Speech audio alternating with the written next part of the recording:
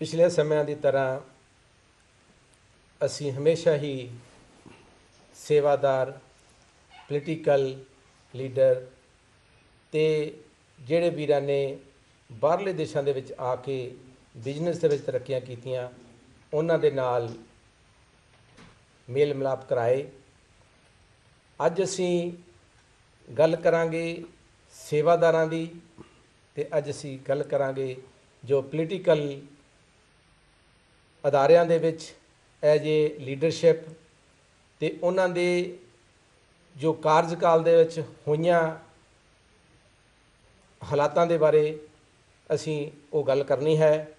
ਜਿਸ ਤਰ੍ਹਾਂ ਤੁਹਾਨੂੰ ਪਤਾ ਹੀ ਹੋਵੇਗਾ ਕਿ 2-4 ਦਿਨ ਪਹਿਲਾਂ ਹਰਿਆਣਾ ਦੇ ਐਕਸ ਮੁੱਖ ਮੰਤਰੀ ਓਮ ਪ੍ਰਕਾਸ਼ ਚੌਟਾਲਾ ਜੀ, ਜਿਨ੍ਹਾਂ ਦੇ ਪਿਤਾ ਚੌਧਰੀ ਦੇਵੀ Lal ji deputy prime minister ਵੀ ਰਹੇ ਆ ਤੇ ਇੰਡੀਆ ਨੈਸ਼ਨਲ ਲੋਕ ਪਾਰਟੀ ਦਲ ਦੇ ਪ੍ਰਧਾਨ ਵੀ ਜਿਹੜੇ ਹੈਗੇ ਆ ਸ਼੍ਰੀ ਚੌਟਾਲਾ ਜੀ ਰਹੇ ਆ ਤੇ ਉਹਨਾਂ ਨੂੰ ਜੋ ਇੱਕ ਕੇਸ ਚੱਲ ਰਿਹਾ ਸੀ ਪਿਛਲੇ 5 ਸਾਲਾਂ ਤੋਂ ਉਹਦੇ ਉਹਨਾਂ ਨੂੰ 10 ਸਾਲ ਦੀ ਸਜ਼ਾ ਹੋਈ ਹੈ ਤੇ ਅੱਜ ਅਸੀਂ ਉਸ ਮੁੱਦੇ ਨੂੰ ਲੈ ਕੇ ਸੰਗਤਾਂ ਨਾਲ ਇਹ ਵਿਚਾਰ ਸਾਂਝੇ ਕਰਨੇ ਹਨ ਕਿ ਜਿਹੜੇ ਫੈਸਲੇ ਪੋਲੀਟੀਕਲ ਸਮਿਆਂ ਦੇ ਦਰਮਿਆਨ ਲਏ ਜਾਂਦੇ ਆ ਤੁਹਾਡੇ ਉਹਨਾਂ ਬਾਰੇ ਕੀ ਵਿਚਾਰ ਆ ਇਹ ਸਾਂਝੇ ਕਰਾਂਗੇ ਅਸੀਂ ਤੇ ਨਾਲ ਹੀ ਨਾਲ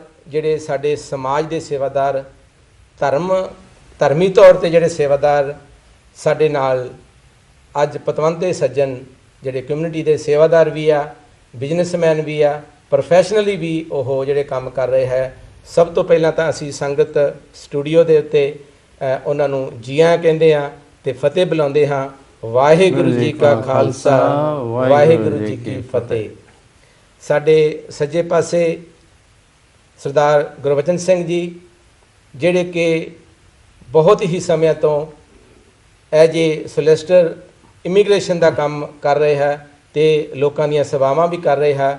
ਪਿੱਛੇ ਬੈਕਗਰਾਉਂਡ ਕੀਨੀਆ ਤੋਂ ਜਿਹੜਾ ਇਹਨਾਂ ਦਾ ਜੰਪਲ ਹੈ, ਗੁਜਰਾਤੀ ਵੀ ਬਹੁਤ ਵਧੀਆ ਬੋਲ ਲੈਂਦੇ ਆ ਤੇ ਉਹਨਾਂ ਨੂੰ ਇੱਕ ਸੇਵਾ ਪੰਥੀ ਮਹੰਤ ਤੀਰਥ ਸਿੰਘ ਜੀ ਵਿਦਿਅਕ ਅਵਾਰਡ ਜਿਹੜਾ ਹੈਗਾ ਦਿੱਤਾ ਗਿਆ ਹੈਗਾ। ਉਹਦੇ ਬਾਰੇ ਆਪਾਂ ਵਿਚਾਰ ਉਹਨਾਂ ਨਾਲ ਸਾਂਝੇ ਕਰਾਂਗੇ ਕਿ ਇਹ ਕੀ ਅਦਾਰਾ ਕਿਹੜੀਆਂ ਸੇਵਾਵਾਂ ਇਹ ਅਦਾਰਾ ਕਰਦਾ ਹੈਗਾ ਤੇ ਫਿਊਚਰ ਇਹਨਾਂ ਦੇ ਕੀ ਪਲਾਨਸ ਹਨ।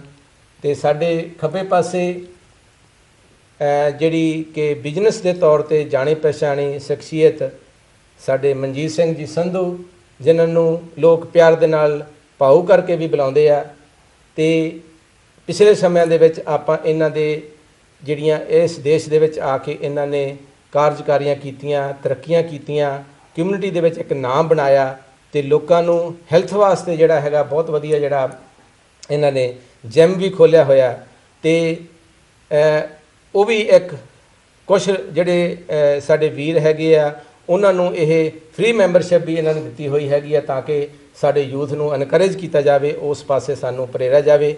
ਤੇ ਸੰਗਤ ਟੀਵੀ ਦੇ ਵੀ ਇਹ ਬਹੁਤ ਵੱਡੇ ਸਪੋਰਟਰ ਹਨ। ਇਹਨਾਂ ਨੇ ਮਾਇਆ ਦੇ ਨਾਲ ਹਰ ਵਾਰੀ ਜਿਹੜਾ ਹੈਗਾ ਸੰਗਤ ਟੀਵੀ ਦੀ ਸਪੋਰਟ ਕੀਤੀ ਹੈ ਤੇ ਸਾਡੇ ਵੱਡੇ ਵੀਰ ਸਰਦਾਰ ਗੁਰਬਚਨ ਸਿੰਘ ਜੀ ਇਹ ਵੀ ਤਕਰੀਬਨ ਹਰ ਮਹੀਨੇ ਜਿਹੜੇ ਹੈਗੇ ਸੰਗਤ ਟੀਵੀ ਦੀ ਮਦਦ ਕਰਦੇ ਹਨ ਤਾਂ ਕਿ ਇਸ ਚੈਨਲ ਨੂੰ ਕੰਟੀਨਿਊ ਰੱਖਿਆ ਜਾਵੇ, ਇਸ ਚੈਨਲ ਨੂੰ ਹੋਰ ਵਧੀਆ ਪ੍ਰੋਗਰਾਮ ਬਣਾਏ ਜਾਣ। ਇਹਨਾਂ ਵੀਰਾਂ ਦੀਆਂ ਬਹੁਤ ਯੋਗਦਾਨ ਵੀ ਆ ਤੇ ਨਾਲ ਜਿਹੜੀਆਂ ਸੇਵਾਵਾਂ ਅਸੀਂ ਉਹਨਾਂ ਦੀ ਗੱਲਬਾਤ ਕਰਾਂਗੇ। ਸਰਦਾਰ ਗੁਰਬਚਨ ਸਿੰਘ ਜੀ, ਜਿਹੜਾ ਇਹ ਵਿਦਿਅਕ ਅਵਾਰਡ ਤੁਹਾਨੂੰ ਇੰਨਾ ਮਾਣ ਸਤਿਕਾਰ ਮਿਲਿਆ ਹੈਗਾ ਸੇਵਾ ਪੰਥੀ ਮਹੰਤ ਤੀਰਥ ਸਿੰਘ ਜੀ, ਇਹ ਅਦਾਰਾ ਕੀ ਹੈ ਤੇ ਕਿੰਨੀ ਦੇਰ ਤੋਂ ਚੱਲ ਰਿਹਾ? ਮਰਲੇ ਸਾਹਿਬ, ਇਹ ਭਾਈ ਕਨਈਆ ਸਾਹਿਬ ਨੂੰ ਜਿਸਲੇ ਗੁਰੂ ਗੋਬਿੰਦ ਸਿੰਘ ਜੀ ਨੇ ਵਰ ਦਿੱਤਾ ਕਿ ਜਿਹੜੀ ਉਹ ਸੇਵਾ ਨਿਭਾਉਂਦੇ ਰਹੇ ਜੰਗਾਂ ਵਿੱਚ ਅਨੰਦਪੁਰ ਸਾਹਿਬ ਮਾਸ਼ਕੀ ਦੇ ਤੌਰ 'ਤੇ ਉਹਨਾਂ ਨੇ ਭੇਦ ਭਾਵ ਬਗੈਰ ਜਿਸਲੇ ਲੜਾਈਆਂ ਹੁੰਦੀਆਂ ਸਨ ਉਸਲੇ ਜੈਂਟਲਮੈਨ ਵੋਰ ਉਹਨਾਂ ਨੂੰ ਕਹਿੰਦੇ ਸੀ ਵੀ ਸ਼ਾਮ ਦੇ ਟਾਈਮ 'ਤੇ ਕੋਈ ਕਿਸੇ 'ਤੇ ਹਥਿਆਰ ਨਹੀਂ ਸੀ ਚਲਾਉਂਦਾ। ਉਸ ਵੇਲੇ ਇਹਨਾਂ ਨੇ ਜ਼ਖਮੀ ਆਦਮੀਆਂ ਨੂੰ ਪਾਣੀ ਪਿਲਾਉਣਾ, ਹਾਂਜੀ, ਔਰ ਭਲੀ ਭਾਂਤ ਸਾਰੇ ਤੁਸੀਂ ਜਾਣੂ ਹੋ ਵੀ ਭਾਈ ਕਨ੍ਹਈਆ ਜੀ ਦੀ ਸੇਵਾ ਕੀ ਹੋਈ ਹੈ, ਕੀ ਉਹਨਾਂ ਦਾ ਯੋਗਦਾਨ ਹੋਇਆ ਹੈ, ਔਰ ਗੁਰੂ ਗੋਬਿੰਦ ਸਿੰਘ ਜੀ ਨੇ ਉਹਨਾਂ ਨੂੰ ਕੀ ਵਰ ਦਿੱਤਾ ਹੈ। ਗੁਰੂ ਗੋਬਿੰਦ ਸਿੰਘ ਜੀ ਦੇ ਸਾਹਮਣੇ ਉਹਨਾਂ ਨੇ ਪੇਸ਼ ਹੋ ਕੇ ਉਹਨਾਂ ਦੇ ਸਿੱਖਾਂ ਨੇ ਫਰਿਆਦ ਕੀਤੀ ਤੇ ਭਾਈ ਕਨ੍ਹਈਆ ਜੀ ਨੇ ਕਿਹਾ, ਤੈਨੂੰ ਪਿਆ ਪਲਾਵਾ ਪਾਣੀ ਸਿਰ ਮੇਰੇ ਦੇ ਸਾਈਂ, ਤੁਰਕ ਨਾ ਦਿਸਦਾ ਮੈਨੂੰ ਤੂੰ ਸਾਰੇ ਦਿਸਿਆ ਈ। ਹਰ ਬੰਦੇ ਵਿੱਚ ਮੈਨੂੰ ਤੇਰਾ ਵਾਹਿਗੁਰੂ ਗੁਰੂ ਗੋਬਿੰਦ ਸਿੰਘ ਜੀ ਆਪ ਜੀ ਨਜ਼ਰ ਆਉਂਦੇ ਹੋ। ਇਸ ਵਾਸਤੇ ਮੈਂ ਕੋਈ ਭੇਦਭਾਵ ਨਹੀਂ ਕਰ ਸਕਦਾ ਤੇ ਇਸ ਚੀਜ਼ ਨੂੰ ਮੰਨ ਕੇ ਬੜੇ ਪ੍ਰਸੰਨ ਹੋਏ ਗੁਰੂ ਜੀ।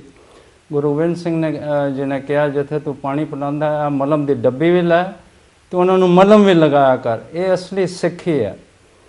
ਇਹ ਸੰਪਰਦਾ ਭਾਈ ਕਨ੍ਹਈਆ ਜੀ ਤੋਂ ਚੱਲ ਕੇ ਫਿਰ ਪਾਕਿਸਤਾਨ ਵਿੱਚ ਇਹਨਾਂ ਦਾ ਡੇਰਾ ਸੀ। ਪਾਕਿਸਤਾਨ ਤੋਂ ਬਾਅਦ ਫਿਰ ਹੁਣ ਗੁਰਨਿਆਣਾ ਮੰਡੀ ਇਹਨਾਂ ਦਾ ਬੜਾ ਵੱਡਾ ਸਥਾਨ ਹੈ।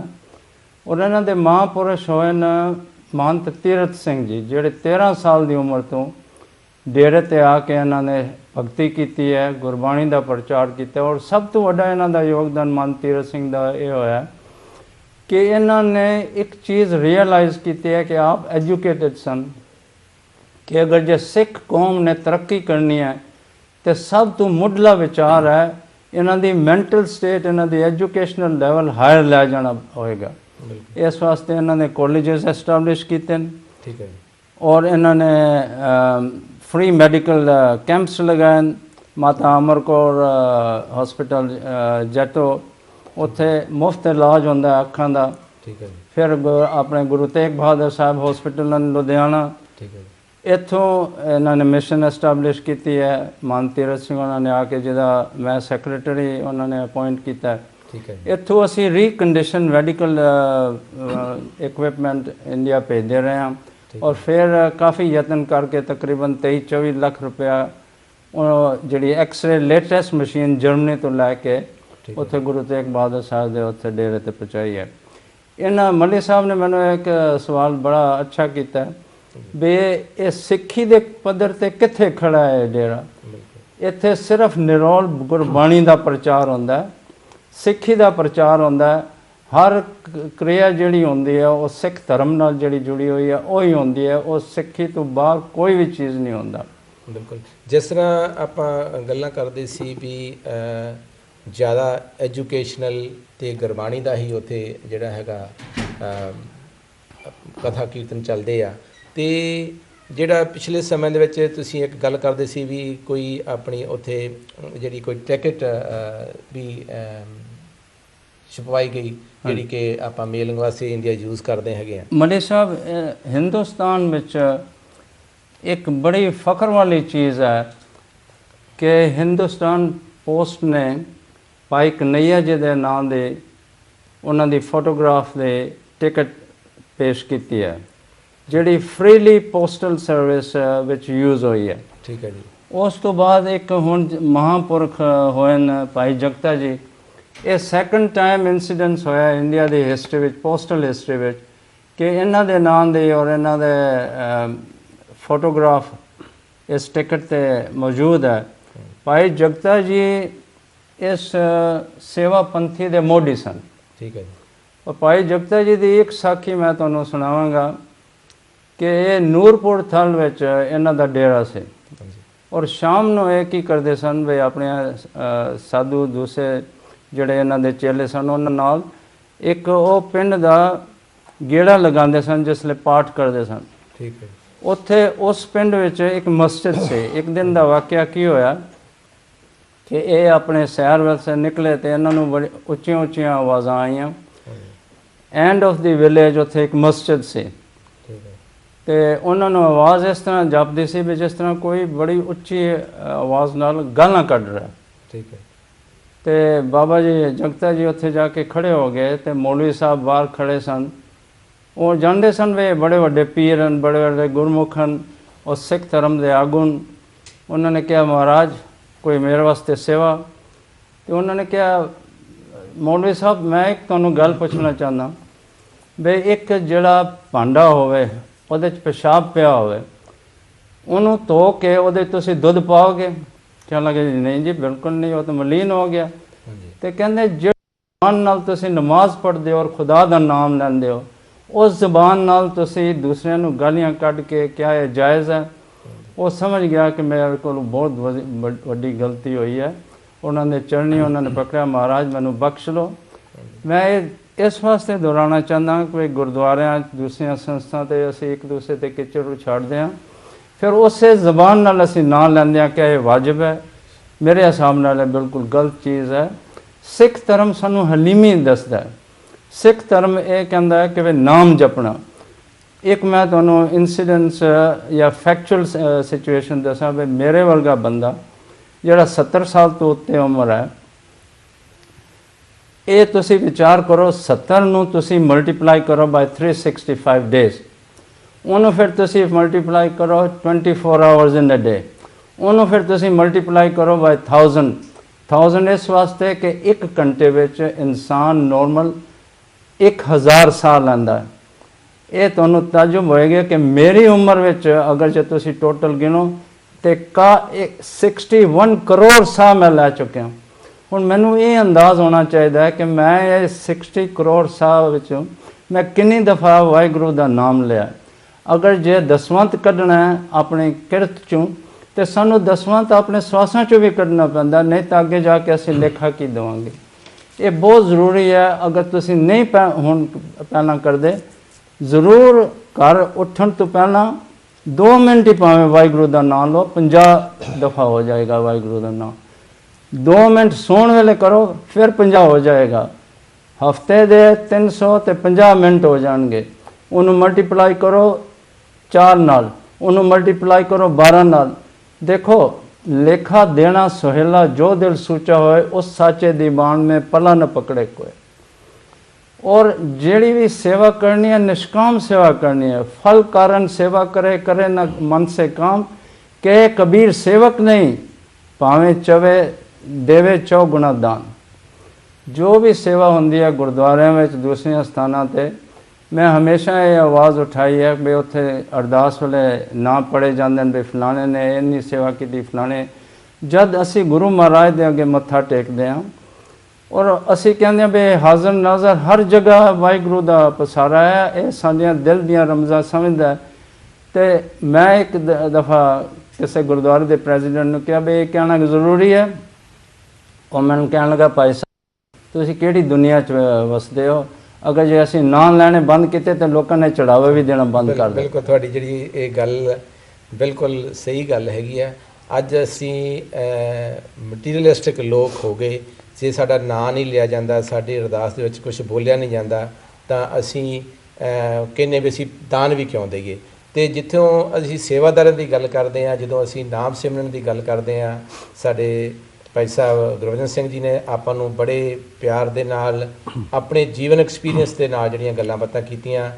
ते आपां अज साथ बैठे साडे मनजीत सिंह जी संधू ते वो भी इत्थे पहुँचे हुए हैं। आपां दूजे पासे पोलीटिकल अदारियां दे विच पोलीटिकल लोग जिहड़ियां सेवावां कर रहे हैं ते सेवा करदियां करदियां जिहड़ा उन्हां दे कार्यकाल दे विच जिहड़ियां कमियां पेशियां सिस्टम दे विच आईयां ते आपां अज गलबात करदे हां श्री ओम प्रकाश चौटाला जी जिहड़े कि एक्स CM ऑफ हरियाणा सन।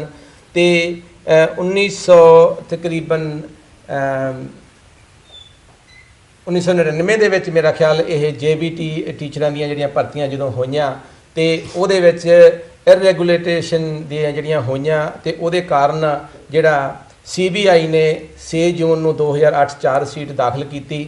तो आपां गल करते हैं अज 2012-13 की गल, तो 5 साल ही सिर्फ 4 साल ही होए आ। तो 4 सालों के विच केस नूं निपटा के सज़ा सुना दी गई है। तो इस सज़ा के पिछे एक बंदे नूं जां 2 बंदियां नूं सज़ा नहीं, एक CM एक उन्हां दा बेटा ते उह तों इलावा तकरीबन 53 होर लोग 52 होर लोग आ, जिहदे विच IAS अफीसर भी हैगा। IAS अफीसर वो जिहड़ा कि कंप्लेन करदा इस जिहड़ियां कारगुजारियां होईयां भी भर्तियां दे विच जिहड़ा घपलेबाजी होई जां उत्थे योग्यता के मुताबक नहीं जॉबां मिलियां, उस बंदे नूं भी जिहड़ी नाल सज़ा उन्नी ही हुंदी आ। ਸੋ ਆਪਾਂ ਇਹਦੇ ਬਾਰੇ ਆਪਾਂ ਕਿਉਂਕਿ ਮਨਜੀਤ ਸਿੰਘ ਜੀ ਬੜੇ ਕਲੋਜ਼ ਤੋਂ ਸ੍ਰੀ ਚੌਟਾਲਾ ਜੀ ਦੇ ਬਹੁਤ ਨੇੜੇ ਤੋਂ ਹੋ ਕੇ ਦੇਖਿਆ, ਆਓ ਉਹਨਾਂ ਨਾਲ ਆਪਾਂ ਉਹਨਾਂ ਬਾਰੇ ਜਾਣਕਾਰੀ ਲੈਂਦੇ ਹਾਂ। ਸਭ ਤੋਂ ਪਹਿਲਾਂ ਤੇ ਮੈਂ ਸਾਰੇ ਵੀਰ ਦੋਸਤ ਭੈਣ ਭਰਾ ਸੁਣਨ ਵਾਲਿਆਂ ਦਾ ਗੋਲਡ ਜਿਮ ਨੂੰ ਬਹੁਤ ਧੰਨਵਾਦ ਆ, ਤੇ ਦੂਸਰਾ ਮੱਲੀ ਸਾਹਿਬ ਦਾ ਧੰਨਵਾਦ ਆ ਜੋ ਮੇਰੇ ਦਿਲ ਦੀ ਇੱਛਾ ਮੈਂ ਕਹਿਣੀ ਚਾਹੁੰਦਾ ਇਹਨੇ ਮੈਨੂੰ ਸੱਦ ਕੇ ਤੇ ਦੱਸਿਆ। ਮੱਲੀ ਸਾਹਿਬ ਗੱਲ ਇਹ ਆ, ਜੋ ਕਢਾ ਤੁਸੀਂ ਕਹਿੰਦੇ ਆ ਕਪਲਾ ਹੋਇਆ, ਕਪਲਾ ਅੱਜ ਤੋਂ 60 ਸਾਲ ਪਹਿਲਾਂ ਵੀ ਹੁੰਦੇ ਆਏ ਆ, ਇਹ ਕੋਈ ਨਵਾਂ ਘਟਲਾ ਨਹੀਂ ਹੋਇਆ। ਇਹਦੇ ਬਾਬਤ ਮੈਂ ਜੋ ਤੁਸੀਂ ਕਿਹਾ ਮੇਰੇ ਨੌਲੇਜ ਦੇ ਵਿੱਚ ਹੈਗੀ, ਇਹ ਜ਼ਰੂਰ ਮੈਂ ਗੱਲ ਕਹਿ ਸਕਦਾ ਕਿ ਆ ਪਿੱਛੇ ਜੇ 2 ਸਾਲ ਹੋਏ ਆ, ਕੋਈ 44 ਬੰਦੇ ਬੱਸ ਕਨੈਕਟਰ ਰੱਖੇ ਸੀਗੇ ਚੰਡੀਗੜ੍ਹ ਦੇ ਵਿੱਚ, ਉਹਦੇ ਵਿੱਚ 39 ਬੰਦੇ ਜਿਹੜੇ ਆ ਸੋਨੀਪਤ ਦੇ ਆ ਤੇ ਇੱਕ ਬੰਦਾ ਪੰਜਾਬ ਦਾ। ਇੱਕ ਬੰਨੇ ਤਾਂ ਅਸੀਂ ਕਹਿੰਦੇ ਆ ਵੀ ਚੰਡੀਗੜ੍ਹ ਯੂਨੀਅਨ ਟੈਰੀਟਰੀ ਆ, ਕੀ ਗੱਲ ਪੰਜਾਬ ਦਾ ਇੱਕ ਤੇ ਚੀਫ ਮਿਨਿਸਟਰ ਦੇ ਡਿਸਟ੍ਰਿਕਟ ਦੇ ਲਾਗੇ ਦਾ 39 ਬੰਦੇ। ਮੈਨੂੰ ਇਹ ਨਹੀਂ ਜਸਟੀਫਾਈ ਕਰ ਸਕਦਾ, ਕੋਈ ਵੀ ਜਸਟੀਫਾਈ ਨਹੀਂ ਗੱਲ, ਕੀ ਗੱਲ ਉੱਥੇ 39 ਬੰਦੇ ਆ ਤੇ ਉੱਥੇ ਇੱਕ ਬੰਦਾ ਰੱਖਿਆ। ਇਹਦੇ ਵਿੱਚ ਮੈਂ ਜੇ ਤੁਸੀਂ ਮੈਂ ਕਹਿ ਸਕਾਂ ਇਹਦੇ ਵਿੱਚ ਘਟਾਲਾ ਨਹੀਂ, ਇਹ ਵੀ ਘਟਾਲਾ ਹੀ ਆ। ਬਿਲਕੁਲ ਆਪਾਂ ਉਹ ਗੱਲ ਕਰਦੇ ਆ ਕਿ ਆਪਾਂ ਕਾਮਨਵੈਲਥ ਦੀਆਂ ਗੇਮਾਂ ਲੈ ਲਈਏ ਜਿੱਥੇ ਕਿ ਹਜ਼ਾਰਾਂ ਕਰੋੜਾਂ ਦਾ ਜਿਹੜਾ ਕਪਲੇਬਾਜ਼ੀ ਹੋਈ, ਉਸ ਤੋਂ ਇਲਾਵਾ ਹੋਰ ਕਿੰਨੇ ਵੱਡੇ ਵੱਡੇ ਮਿਨਿਸਟਰਾਂ ਦੇ ਜਿਹੜੇ ਕੇਸ ਅੱਜ ਵੀ ਪੈਂਡਿੰਗ ਪਏ ਹੈਗੇ ਆ। ਸੋ ਆਪਾਂ ਜਦੋਂ ਗੱਲ ਕਰਦੇ ਹਾਂ ਸ੍ਰੀ ਚੌਟਾਲਾ ਜੀ ਦੀ, ਜਿਹੜਾ ਕਿ ਉਹਨਾਂ ਤੇ ਉਹਨਾਂ ਦੇ ਬੇਟੇ ਨੂੰ 10-10 ਸਾਲ ਤੇ ਇੱਕ ਤੀਸਰਾ ਜਿਹੜਾ ਬੰਦਾ ਹੈਗਾ ਉਹਨੂੰ ਵੀ 10 ਸਾਲ ਤੇ ਬਾਕੀਆਂ ਨੂੰ 5-5 ਸਾਲ ਦੀ ਸਜ਼ਾ ਹੋਈ ਆ। ਸੋ ਇਹਦੇ ਬਾਰੇ ਤੁਹਾਡੀ ਕੀ ਵਿਊ ਆ ਵੀ, ਕਿਉਂਕਿ ਇਲੈਕਸ਼ਨਾਂ ਵੀ ਅੱਗੇ ਜਿਹੜੀਆਂ ਹੈਗੀਆਂ 2014 ਚ ਆਉਣ ਵਾਲੀਆਂ ਹੈਗੀਆਂ, ਕੀ ਇਹਦਾ ਕੁਝ ਇਹਦੇ ਬਾਰੇ ਤੁਸੀਂ ਕੁਝ ਕਹਿਣਾ ਚਾਹੋਗੇ?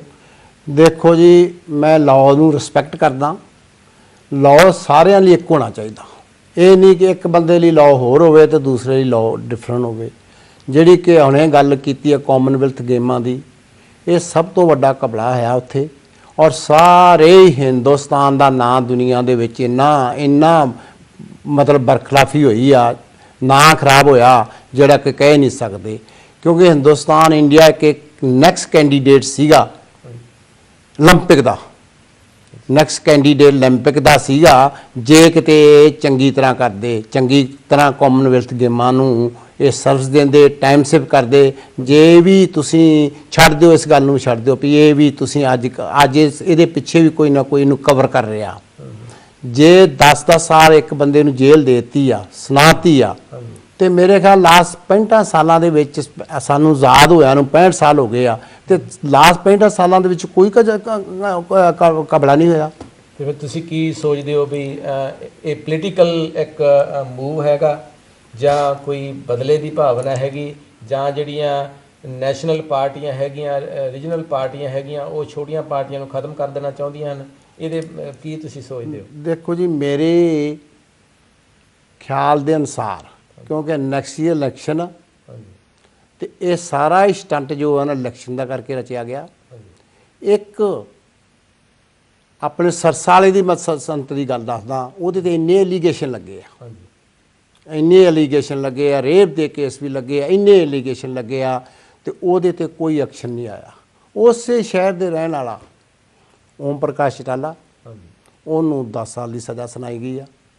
ਮੈਂ ਇਹਦੇ ਵਿੱਚ ਇਹ ਡਿਸਪਿਊਟ ਨਹੀਂ ਕਰਦਾ ਵੀ ਉਹਨੂੰ 10 ਸਾਲ ਦੀ ਸਜ਼ਾ ਕਿਉਂ ਸੁਣਾਈ ਗਈ, ਨਹੀਂ, ਕਿਉਂਕਿ ਲਾਅ ਜਿਹੜਾ ਸਾਰੇ ਕਲੀਅਰ, ਜੇ ਉਹ ਬੰਦਾ ਬਾਹਰ ਤੁਰਿਆ ਫਿਰਦਾ ਤੇ ਇੱਕ ਬੰਦੇ ਨੂੰ ਅੰਦਰ ਦੇ ਦੇਣਾ, ਇਹ ਕੋਈ ਐਡੀ ਚੰਗੀ ਗੱਲ ਨਹੀਂ ਹੈ। ਕਿਉਂਕਿ ਹਰ ਇੱਕ ਬੰਦੇ ਨੂੰ ਇਸ ਗੱਲ ਦਾ ਦੁੱਖ ਹੁੰਦਾ। ਮੈਨੂੰ ਇਸ ਗੱਲ ਦਾ ਦੁੱਖ ਹੋਇਆ ਕਿ ਮੈਂ ਚੌਟਾਲੇ ਸਾਹਿਬ ਦੇ ਨਾਲ ਬੜਾ ਹੀ ਕਲੋਜ਼ ਰਿਹਾ, ਬਹੁਤ ਹੀ ਕਲੋਜ਼ ਰਿਹਾ, ਤਾਂ ਕਿ ਮੈਂ ਜੋ ਕੋਈ ਅੱਜ ਤਾਈਂ ਮੈਂ ਚੈਲੰਜ ਕਰਦਾ ਵੀ ਉਹਨੇ ਮੇਰਾ ਕੋਈ ਕੰਮ ਵੀ ਕੀਤਾ ਹੋਵੇ, ਜੇ ਮੈਂ ਉਹਨੂੰ ਕੰਮ ਲਈ ਕਿਸੇ ਲਈ ਕਿਹਾ ਵੀ ਆ ਨਾ, ਉਹ ਸੰਧੂ ਸਾਹਿਬ ਕਹਿੰਦੇ ਪ੍ਰੋਪਰ ਚੈਨਲ ਥਾਣੀ ਆਓ, ਪ੍ਰੋਪਰ ਚੈਨਲ ਥਾਣੀ ਆਓ, ਜੋ ਵੀ ਕੰਮ ਆ ਮੈਨੂੰ ਉਹਨਾਂ ਨੇ ਪ੍ਰੋਪਰ ਚੈਨਲ ਦਾ। ਅੱਜ ਤਾਈਂ ਮੈਂ ਉਹਨੂੰ ਇੱਕ ਮੈਂ ਜ਼ਿੰਦਗੀ ਦੇ ਵਿੱਚ ਇਹ ਕਹਿ ਸਕਦਾ, ਮੈਂ ਅੱਜ ਚੈਲੰਜ ਕਰਦਾ, ਕੋਈ ਬੰਦਾ ਵੀ ਪ੍ਰੂਫ ਕਰ ਦੇ ਮੈਂ ਚੌਟਾਲੇ ਦੇ ਨਾਲ ਰਲ ਕੇ ਕੋਈ ਕੰਮ ਕੀਤਾ, ਚਾਹੇ ਕੋਈ ਜੋ ਮੈਂ ਪੈਸਾ ਕਮਾਇਆ, ਚਾਹੇ ਕੋਈ ਗੱਲ, ਮੈਂ ਮਿਲੀਅਨ ਪਾਉਣ ਨੂੰ ਅੱਜ ਮੈਂ ਇੱਥੇ ਵਾਅਦੇ ਨਾਲ ਕਹਿੰਦਾ मैं देण नूं तैयार हाँ जे कोई बंदा प्रूफ कर दे।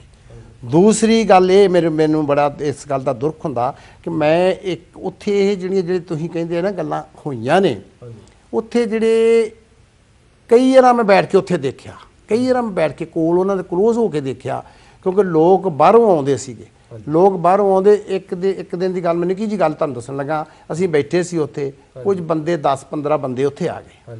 वो आण के ते चौटाला साहब कहण लगे जी की गल तुसीं इन्ने तू इन्हां बंदिआं नूं नाल लै के आया ते की गल तू कल्ला नहीं सी मेरे कोल आ सकदा? पहली गल इन्हां तो शराब पिछी होऊगी, इन्हां तेथों खाना भी आ, तेथों टिकटां भी लैणियां, बस दियां भी, जाण लगे भी तेथों इन्हां ने कुछ खर्चा कराना। जे तू कहंदा तू 5-7 हज़ार रुपया लैके आया, गरीब तू आदमी होना, तू मेरे कोल सीधी आ के गल, क्योंकि उहदे विच गरीबी दे बाबत बहुत ही ज़्यादा भरिया सी, बहुत ज़्यादा भरिया सी। गरीबी दी जदों किसे नूं देख लैंदा सी वो अपने बड़े अपने दिल तो करदा सीगा। मैनूं चेता आ कि मैं उत्थे मैनूं तकरीबन 320 करोड़ का MOU साइन कीते सी, वो लंडन आए सीगे, कुछ होर कंपनियां ने भी साडे नाल मेरे नाल साइन कीते सीगे, तां कि वो कहिंदे भी असीं उत्ते बड़े तरलिਆਂ ਦੇ ਨਾਲ ਉੱਥੇ ਉਹ ਲੈ ਕੇ ਜਾ ਰਿਹਾ ਸੀਗਾ। ਜਦੋਂ मैं जाके ਪੁੱਛਿਆ जी ठीक है तुसीं साइन ते कीते आ ते मैनूं कोई जगह दिओ, ਉਹ ਆਂਦਾ ਸੰਧੂ ਸਾਹਿਬ ਇਹ जगह मैं नहीं दे सकदा, जगह ਜਿਹੜੀ ਆ ना ਤੁਸੀਂ ऑक्शन तो ਲਓ ਤਾਂ कि मार्केट वैल्यू तो लो, ताकि ये नहीं है कि मैं तुहानूं कोई जगह दे दूँ, मैं ये जरूरी करूँगा भी तुहानूं जो चीज़ की लोड़ आ, जो बिजनेस तुसीं करना ਉਹਦੇ ਵਿੱਚ मैं तुहानूं ਤੁਹਾਡੀ मैं मदद करूँगा। ठीक है, फिर वो तुसीं ऑक्शन च फिर गए? फिर हाँ, मैं ऑक्शन च जाण तो पहला, क्योंकि उत्थों ਦੀ ਜਦੋਂ मैं हालत देखे उत्थों ਦੇ पेपरां ਦੇ ਵਿੱਚ इदां होण डै पिया, उस समय का जिहड़ा मैं नां तो नहीं लेना चाहुंदा, जिहड़ा पोजीशन का सीगा, वो कहंदा जी ये 3-4 जिहड़े बंदे लंडन तो आए, कुछ गोरियां ਦੀਆਂ कंपनियां सीगियां, एक इंसुलेशन बनाउण रही सीगी, हाईवे कम सी उन्हां दा अपना बेस, तो उत्थे पेपरां ये जी चौटाला साहब लंडन गए आ तो ये इन्हां ने पता नहीं किन्ने के करोड़ रुपया उत्थों लिया इन्हां ने ले लिया, तो जिद्दन मैं पावर च आ गया लंडन बंद करूँगा। मैं एक निੱਕੀ जी गल दस्सण लगा तुहानूं, एक तरह की गल आ कि किते लेडी आई इत्थे मैनूं मिलण अपने इंडिया तो मैनूं आण के कहण लगी भाई साहब तुसीं किसी संधू नूं जाणदे जे? मैं कहा जी नहीं मैं जानदा नहीं गा। आंदे जी उहदे तों 100 करोड़ चौटाले ने ले लिया ते नाले उहनूं बिजनेस भी दिता ते 100 करोड़ भी ले लिया। मैं उहदियां गल्लां सुण के सुणदा रहा मैं सुन के क्या मैं बीबी गल मैनूं ये दस ये तैनूं दसी कि नहीं आ? आंदी है कि सारे लोग कहिंदे आखे।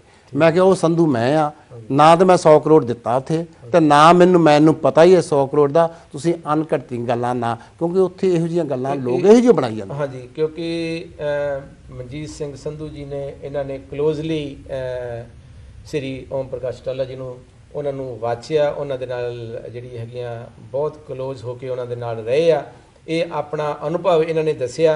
पर आओ आपां गल करदे आ, क्योंकि जिहड़ा समय ਦੇ ਮੁਤਾਬਕ अगर आप गल करिए, क्योंकि पिछले समय ਦੇ ਵਿੱਚ ਹੋਰ ਹਜ਼ਾਰਾਂ ਹੀ ਕ੍ਰਾਈਮ ਹੋਏ, ਤੇ ਤੁਸੀਂ ਕੀ ਕਹਿਣਾ ਚਾਹੋਗੇ?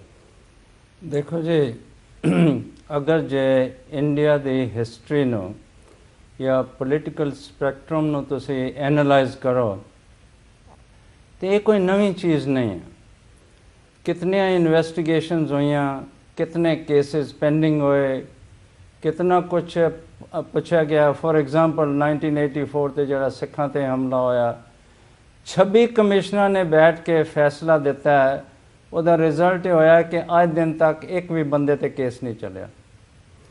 ਸਿੱਖਾਂ ਨਾਲ ਅਗਰ ਜੇ ਤੁਸੀਂ ਮੁੜ ਤੋਂ ਸ਼ੁਰੂ ਕਰੋ ਤੇ ਮਹਾਰਾਜਾ ਰਣਜੀਤ ਸਿੰਘ ਦੀ ਡਿਮਾਈਜ਼ ਤੋਂ ਬਾਅਦ ਅਗਰ ਜੇ ਸਿੱਖ ਰਾਜ ਡੋਗਰਿਆਂ ਨੇ ਆਪਣੀ ਰਿਸ਼ਵਤ ਵਾਸਤੇ, ਆਪਣੀ ਤਸੱਲੀ ਵਾਸਤੇ, ਆਪਣੀ ਭਰਨ ਵਾਸਤੇ ਉਹ ਸਿੱਖ ਰਾਜ ਵੇਚ ਕੇ ਕਸ਼ਮੀਰ ਅੰਗਰੇਜ਼ਾਂ ਕੋਲ ਲੈ ਲਿਆ और इतनी फुट पवाए बे सिखां विच आपस में फुट पई। बहुत विस्तार विच ना जांदा होया मैं तुहानूं कहां कि अगर जे असी किसी नूं दोषी दईए तो सब तो पहला साडा काम ये होना चाहिए अपने आप नूं पछाणो। मन तो जोत स्वरूप है, अपना मूल पहचान। पहले अपने आप अंदर झाती मारो भी असी की कर रहे हैं, की सानूं करना चाहिए। एक एग्जाम्पल हिस्टरी चो बड़ा तुहानूं सुन के हैरानगी होएगी भाई 1783 में मुगल राज इतना कमज़ोर हो गया सी कि जस्सा सिंह आलूवालिया ਔਰ ਜੱਸਾ ਸਿੰਘ ਰਾਮਗੜੀਆ, ਇਹਨਾਂ ਦੋਨਾਂ ਨੇ ਇਹਨਾਂ ਦੀਆਂ ਫੌਜਾਂ ਨੇ ਦਿੱਲੀ ਤੇ ਆ ਕੇ ਦੋਨੋਂ ਪਹੁੰਚ ਗਏ।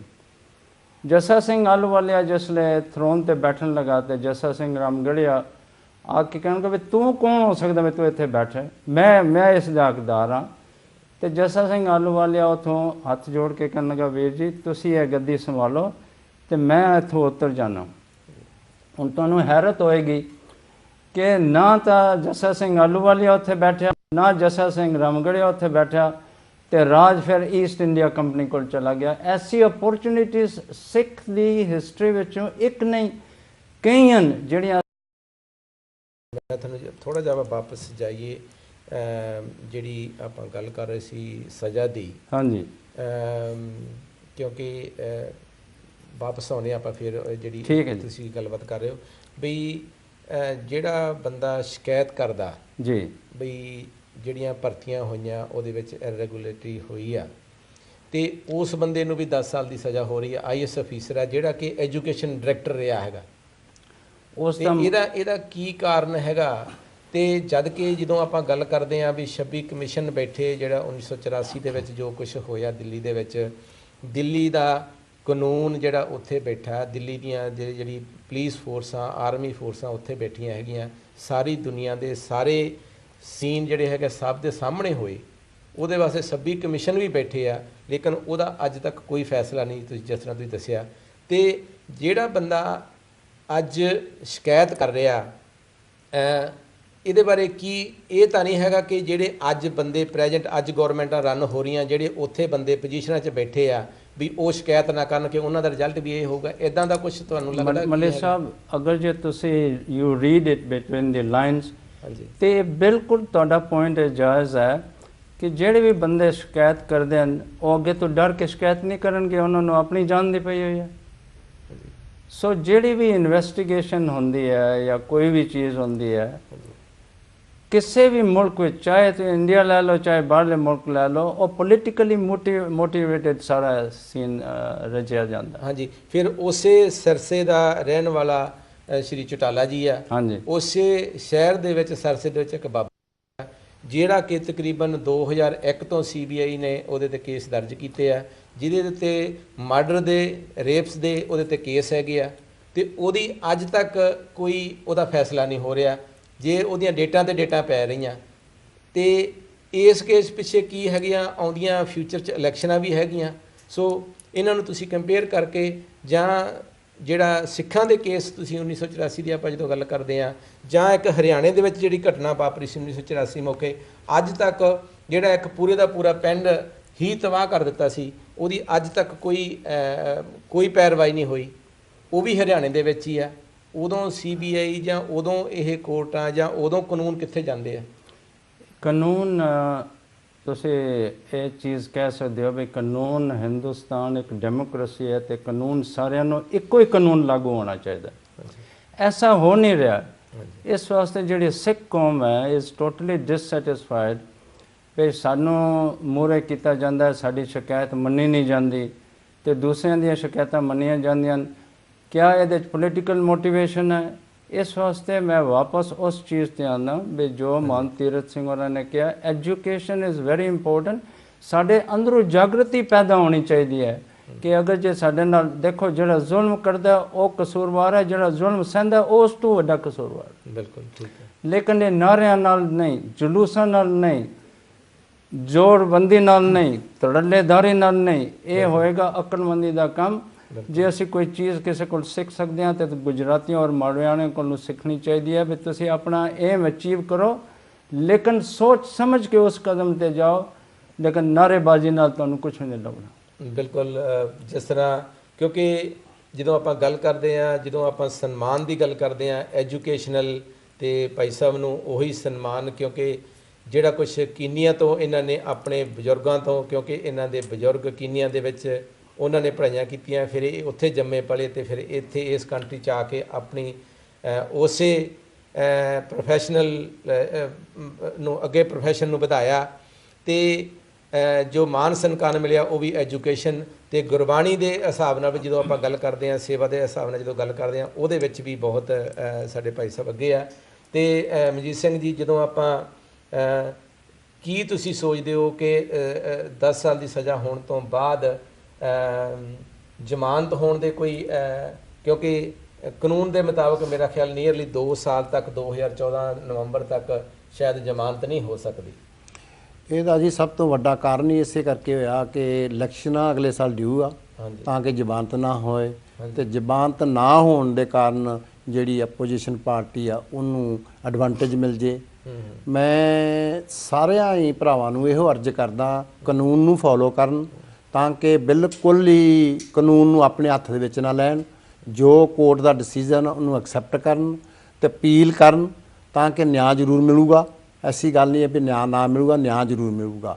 ਤਾਂ ਕਿ ਨਿਆਂ ਮਿਲਣ ਲਈ ਕੁਝ ਟਾਈਮ ਜ਼ਰੂਰ ਲੱਗੂਗਾ, ਤੇ ਪੇਸ਼ੈਂਟ ਦੇ ਨਾਲ ਸਾਰੇ ਚੱਲਣਾ ਚਾਹੀਦਾ, ਤਾਂ ਕਿ ਇਹ ਨਹੀਂ ਮੈਂ ਚਾਹੁੰਦਾ ਕਿ ਕੋਈ ਕਿਸੇ ਦਾ ਨੁਕਸਾਨ ਹੋਵੇ, ਕਿਸੇ ਦਾ ਜਾਨੀ ਨੁਕਸਾਨ ਹੋਵੇ, ਚਾਹੇ ਕਿਸੇ ਦਾ ਮਾਲੀ ਨੁਕਸਾਨ ਹੋਵੇ। ਇਹ ਗੱਲ ਨਹੀਂ ਹੋਣੀ ਚਾਹੀਦੀ, ਤਾਂ ਕਿ ਸਾਰੇ ਲੋਕ, ਅਸੀਂ ਹਿੰਦੁਸਤਾਨ ਦੇ ਵਿੱਚ ਰਹਿਣ ਵਾਲੇ, ਦੁੱਖ ਸਾਨੂੰ ਵੀ ਆ, ਸਾਰਿਆਂ ਨੂੰ ਆ। ਜਿਹੜੇ ਵੀ ਬੰਦੇ ਨੂੰ ਇਸ ਗੱਲ ਦਾ ਪਤਾ ਲੱਗਦਾ ਵੀ ਹੈ 10 ਸਾਲ ਦੀ ਸਜ਼ਾ, ਇਹ ਪਹਿਲੀ ਵਾਰ ਹੀ ਸੁਣਿਆ ਇਹ ਮੇਰੇ ਖਿਆਲ ਹਿੰਦੁਸਤਾਨ ਦੀ ਹਿਸਟਰੀ ਦੇ ਵਿੱਚ, ਕਿ ਅਸੀਂ ਤਾਂ ਅੱਗੇ ਕਦੇ ਹੋਊਗੀ ਪਰ ਅਸੀਂ ਨਹੀਂ ਇਹ ਗੱਲ ਸੁਣੀ। ਇਸ ਕਰਕੇ ਮੈਂ ਸਾਰਿਆਂ ਹੀ ਭਰਾਵਾਂ ਨੂੰ ਇਹੋ ਰਿਕੁਐਸਟ ਕਰਦਾ, ਤਾਂ ਕਿ ਸ਼ਾਂਤਮਈ ਦੇ ਨਾਲ ਪ੍ਰੋਟੈਸਟ ਕਰੋ, ਸ਼ਾਂਤਮਈ ਨਾ ਕਰੋ, ਕਾਨੂੰਨ ਨੂੰ ਆਪਣੇ ਹੱਥ ਵਿੱਚ ਨਾ ਲਓ, ਤਾਂ ਕਿ ਕਾਨੂੰਨ ਨੂੰ ਬੈਂਡ ਨਹੀਂ ਕਰਨਾ ਅਸੀਂ ਚਾਹੁੰਦੇ। ਨਾ ਮੇਰੀ ਕੌਨਸ਼ੀਅਸ ਹੀ ਲਾਊਡ ਕਰਦੀ ਆ ਵੀ ਕਾਨੂੰਨ ਨੂੰ ਆਪਾਂ ਹੱਥ ਦੇ ਵਿੱਚ ਲਈਏ, ਤੇ ਨਾ ਨਿਆਂ ਜ਼ਰੂਰ ਮਿਲੂਗਾ, ਟਾਈਮ ਲੱਗੂਗਾ, ਨਿਆਂ ਮਿਲ ਜੂਗਾ। ਜਦੋਂ ਅਸੀਂ ਗੱਲ ਕਾਨੂੰਨ ਦੀ ਕਰਦੇ ਹਾਂ, ਕਿਉਂਕਿ ਕਾਨੂੰਨ ਵੀ ਇੰਡੀਆ ਦੇ ਵਿੱਚ ਜਿਹੜੇ ਸਾਨੂੰ ਪੁਰਾਣੇ ਸਮੇਂ ਤੋਂ ਅੰਗਰੇਜ਼ਾਂ ਦੇ ਬਣਾਏ ਹੋਏ ਕਾਨੂੰਨ, ਉਹੀ ਅੱਜ ਤੱਕ ਕਾਨੂੰਨ ਜਿਹੜੇ ਹੈਗੇ ਆ ਲਾਗੂ ਆ।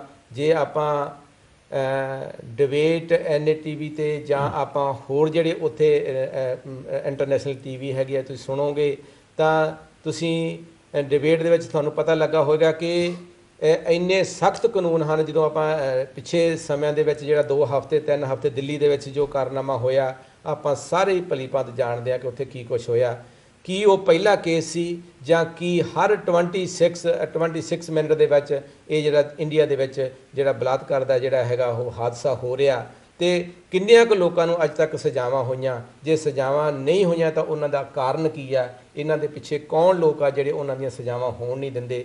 ਕੀ ਕਾਰਨ ਆ ਜਿਹੜੀਆਂ ਹੈਗੀਆਂ ਕੇਸ ਜਿਹੜੇ ਹੈਗੇ ਸਾਲਾਂ ਬੱਧੀ ਉਮਰਾਂ ਲੰਘ ਜਾਂਦੀਆਂ ਤੇ ਉਹ ਸਜ਼ਾਵਾਂ ਨਹੀਂ ਹੁੰਦੀਆਂ? ਪਰ ਲੇਕਿਨ ਇਸ ਕੇਸ ਦੇ ਵਿੱਚ ਇੱਕ ਸਿਰਫ ਤਾਂ ਸਿਰਫ ਜਿਹੜੀ ਸਿਸਟਮ ਦਾ ਢਾਂਚਾ ਜਿਹੜਾ ਸੀਗਾ ਉਹਨੇ ਕੰਮ ਸਹੀ ਨਹੀਂ ਕੀਤਾ, ਜਿਹਦੇ ਵਿੱਚ ਐਕਸ CM ਤੇ ਉਹਨਾਂ ਦਾ ਬੇਟਾ ਤੇ ਇੱਕ IAS ਅਫੀਸਰ ਜਿਹੜਾ ਡਾਇਰੈਕਟਰ ਆਫ ਐਜੂਕੇਸ਼ਨ ਸੀ, ਤੇ ਉਹਨਾਂ ਨੂੰ ਸਜ਼ਾਵਾਂ 10-10 ਸਾਲ ਦੀਆਂ ਮਿਲੀਆਂ। ਕੀ ਕਾਰਨ ਆ? ਸੰਗਤ ਜੀ, ਸੋਚਣਾ ਪਏਗਾ, ਵਿਚਾਰਨਾ ਪਏਗਾ, ਕਿਹੜੀਆਂ ਫੋਰਸਾਂ, ਕਿਹੜੇ ਕਾਨੂੰਨ ਇੱਕ ਸਾਈਡ ਤੇ ਵਰਤੇ ਜਾ ਰਹੇ ਆ, ਕਿਉਂ ਅੱਜ ਸਾਨੂੰ ਜਾਗਣ ਦੀ ਲੋੜ ਆ? ਦੇਖੋ, ਮੈਂ ਇਸ ਗੱਲ ਤੇ ਥੋੜੀ ਜਿਹੀ ਮੱਲੀ ਸਾਹਿਬ ਤੁਹਾਨੂੰ ਰੱਖਦਾ ਚਾਹੁੰਦਾ, ਜਿਹੜੇ ਦਿੱਲੀ ਦੇ ਵਿੱਚ ਰੇਪ ਦੇ ਕੇਸਾਂ ਹੋਈਆਂ ਨੇ, ਮੈਂ ਕਹਿੰਦਾ ਕਿ ਅੱਜ ਤੋਂ ਇਹ 50-60 ਸਾਲ ਪਹਿਲਾਂ ਮੀਡੀਆ ਨੂੰ ਗੱਲ ਚੁੱਕਣੀ ਚਾਹੀਦੀ ਸੀ। ਜੇ ਮੀਡੀਆ ਨਹੀਂ ਸੀ ਉਦੋਂ ਹੈਗੀ, ਤੇ ਗੌਰਮੈਂਟ ਨੂੰ ਇਹਦੇ ਵਿੱਚ ਬਹੁਤ ਕੁਝ ਨਾ ਕੁਝ ਐਡਵਰਟਾਈਜ਼ ਕਰਕੇ ਲੋਕਾਂ ਨੂੰ ਸਿੱਧੇ ਰਸਤੇ ਲਿਆਉਣਾ ਚਾਹੀਦਾ ਸੀਗਾ। ਦੇਖੋ ਜੀ, ਸਾਡੇ ਹਿੰਦੁਸਤਾਨ ਦੇ ਵਿੱਚ ਜਨਾਨੀ ਔਰਤ ਨੂੰ ਬਹੁਤ ਥੱਲੇ ਨੱਪਿਆ ਗਿਆ। ਉਹਦੇ ਕਾਰਨ ਇਹ ਆ ਕਿ ਤੁਸੀਂ ਇੱਕ ਘਰ ਦੇ ਪਰਿਵਾਰ ਦੇ ਵਿੱਚ ਹੀ ਚਲੇ ਜਾਓ, ਇੱਕ ਪਰਿਵਾਰ ਦੇ ਵਿੱਚ ਇੱਕ ਲੜਕਾ ਹੁੰਦਾ ਤੇ ਇੱਕ ਲੜਕੀ ਹੁੰਦੀ ਆ। ਲੜਕੇ ਨੂੰ ਜਿਹੜੀ ਉਹਦੀ ਆ ਡਾਈਟ ਡਿਫਰੈਂਟ ਆ, ਤੇ ਲੜਕੀ ਦੀ ਡਾਈਟ ਡਿਫਰੈਂਟ ਆ। ਡਿਸਕ੍ਰਿਮੀਨੇਸ਼ਨ ਉੱਥੇ ਕਿੰਨਾ ਹੋ ਗਿਆ। ਜੇ ਬੱਚਿਆਂ ਨੂੰ ਪਹਿਲਾਂ ਹੀ ਜਨਮ ਦੇਣ ਤੋਂ ਪਹਿਲਾਂ ਹੀ ਮਾਰਿਆ ਜਾਂਦਾ ਸੀਗਾ, ਇਹ ਇੱਕ ਬੜਾ ਵੱਡਾ ਟ੍ਰੈਜਡੀ ਸੀਗੀ ਸਾਡੇ ਸਾਰੇ ਹਿੰਦੁਸਤਾਨ, ਅੱਜ ਵੀ ਇੰਡੀਆ ਦੇ ਵਿੱਚ, ਅੱਜ ਮੈਂ ਕਹਿੰਦਾ ਕਿ ਸਾਡੇ ਇਹ ਬੜੀ ਖੁਸ਼ਕਿਸਮਤੀ ਹੈ ਕਿ ਇਹ ਮੀਡੀਆ ਨੇ ਇਸ ਗੱਲ ਨੂੰ ਚੁੱਕਿਆ, ਤੇ ਇਸ ਮੀਡੀਆ ਦੇ ਕਾਰਨ ਕੁਛ ਨਾ ਕੁਛ ਜਿਹੜੀ ਆ ਲੇਡੀਜ਼ ਨੂੰ ਕੁਛ ਨਾ ਕੁਛ ਹੱਕ ਮਿਲਿਆ, ਤਾਂ ਕਿ ਉਹ ਆਪਣੇ ਸੇਫਟੀ ਲਈ ਚੱਲ ਸਕੇ, ਬਾਹਰ ਜਾ ਸਕੇ, ਜੋ ਵੀ ਆਪਣੇ ਕਰਨਾ ਕਰ ਸਕੇ। ਤਾਂ ਕਿ ਇਹ ਪਹਿਲਾਂ ਅੱਜ ਤੋਂ ਸਾਨੂੰ ਬੜਾ ਪਹਿਲਾਂ ਕੰਮ ਹੋਣਾ ਚਾਹੀਦਾ, ਇਸ ਕਰਕੇ ਇਹ ਬੜਾ ਲੇਟ ਹੋਇਆ। ਫਿਰ ਵੀ ਖੈਰ ਚਲੋ, ਮਹਾਰਾਜ ਠੀਕ ਕਰੂ, ਤਾਂ ਕਿ ਸਾਰੇ ਲੋਕ ਇਸ ਚੀਜ਼ ਨੂੰ ਐਕਸੈਪਟ ਕਰਦੇ ਆ ਵੀ ਜਨਾਨੀ ਦੇ ਵਾਸਤੇ, ਲੇਡੀਜ਼ ਵਾਸਤੇ ਇਹ ਬਹੁਤ ਕਰੂਅਲ ਸੀ। ਇੱਕ ਰੇਪ ਨਹੀਂ ਉੱਥੇ ਹੋਏ, ਉੱਥੇ ਹਜ਼ਾਰਾਂ ਹੀ ਰੇਪ ਹੋਏ ਆ, ਜਿਹੜੇ ਕਿ ਲੋਕ ਸ਼ਰਮ ਦੇ ਬਾਰੇ ਬੋਲਦੇ ਨਹੀਂ ਗੇ। ਪਿੰਡਾਂ ਦੇ ਵਿੱਚ ਚਲੇ ਜਾਓ ਜਾਂ ਸ਼ਹਿਰਾਂ ਦੇ ਵਿੱਚ ਚਲੇ ਜਾਓ, ਬਹੁਤ ਸਾਰੇ ਰੂਪ ਹੋ ਰਹੇ ਆ, ਹੁਣ ਵੀ ਹੋ ਰਹੇ ਆ, ਲੇਕਿਨ ਉਹਦਾ ਟਾਈਮ ਲੱਗੂ। ਠੀਕ ਹੈ, ਇਸ ਡਾਇਰੈਕਸ਼ਨ 'ਤੇ ਤੁਰ ਪਏ ਆ। ਨਹੀਂ, ਆਪਾਂ ਇੱਕ ਪਾਸੇ ਮੁਜ਼ਾਹਰਾ ਹੋ ਰਿਹਾ ਦਿੱਲੀ ਦੇ ਵਿੱਚ, ਹਾਂਜੀ, ਸੇਮ ਡੇ ਉੱਥੇ ਦਿੱਲੀ ਦੇ ਵਿੱਚ ਫੇਰ ਹੈਪਨ ਹੋ ਰਿਹਾ। ਕੀ ਇਹਨੂੰ ਕਹਾਂ ਅਸੀਂ ਸਿਸਟਮ ਦੀ ਵੀਕਨੈਸ ਕਵਾਂਗੇ, ਜਾਂ ਉੱਥੇ ਜਿਹੜਾ ਪੋਲੀਟੀਕਲ ਸਿਸਟਮ ਆ ਉਹ ਅੱਗੇ ਨਹੀਂ ਵਧਣ ਦੇ ਰਿਹਾ, ਜਾਂ ਜਿਹੜਾ ਸਿਸਟਮ ਚੱਲ ਰਿਹਾ ਹੈਗਾ ਉਹਦੇ ਤੇ ਐਕਸ਼ਨ ਨਹੀਂ ਹੋ ਰਿਹਾ? ਸੋ ਕਿਤੇ ਨਾ ਕਿਤੇ ਕਮੀ ਸਿਸਟਮ ਦੀ ਵੀ ਹੈ ਨਾ। ਹੁਣ ਜਿਹੜੀ ਆਪਣੀ ਸਜ਼ਾ ਦੀ ਸਜ਼ਾ ਹੋਈ ਆ, ਉੱਥੇ 44 ਜੀ ਤਾਂ ਪੈਸੇ ਤਾਂ ਲਏ ਨਹੀਂ ਹੋਣੇ। ਹਾਂਜੀ, ਠੀਕ ਹੈ, ਪੈਸੇ ਤਾਂ ਜਿਹੜੇ ਲੋ ਲੈਵਲ ਤੇ ਸਿਸਟਮ ਆ ਉੱਥੇ ਕਮਜ਼ੋਰੀਆਂ ਆਈਆਂ, ਉੱਥੇ ਸਿਸਟਮ ਉਹਨਾਂ ਨੇ ਚੈੱਕ ਕਰਨਾ ਸੀ।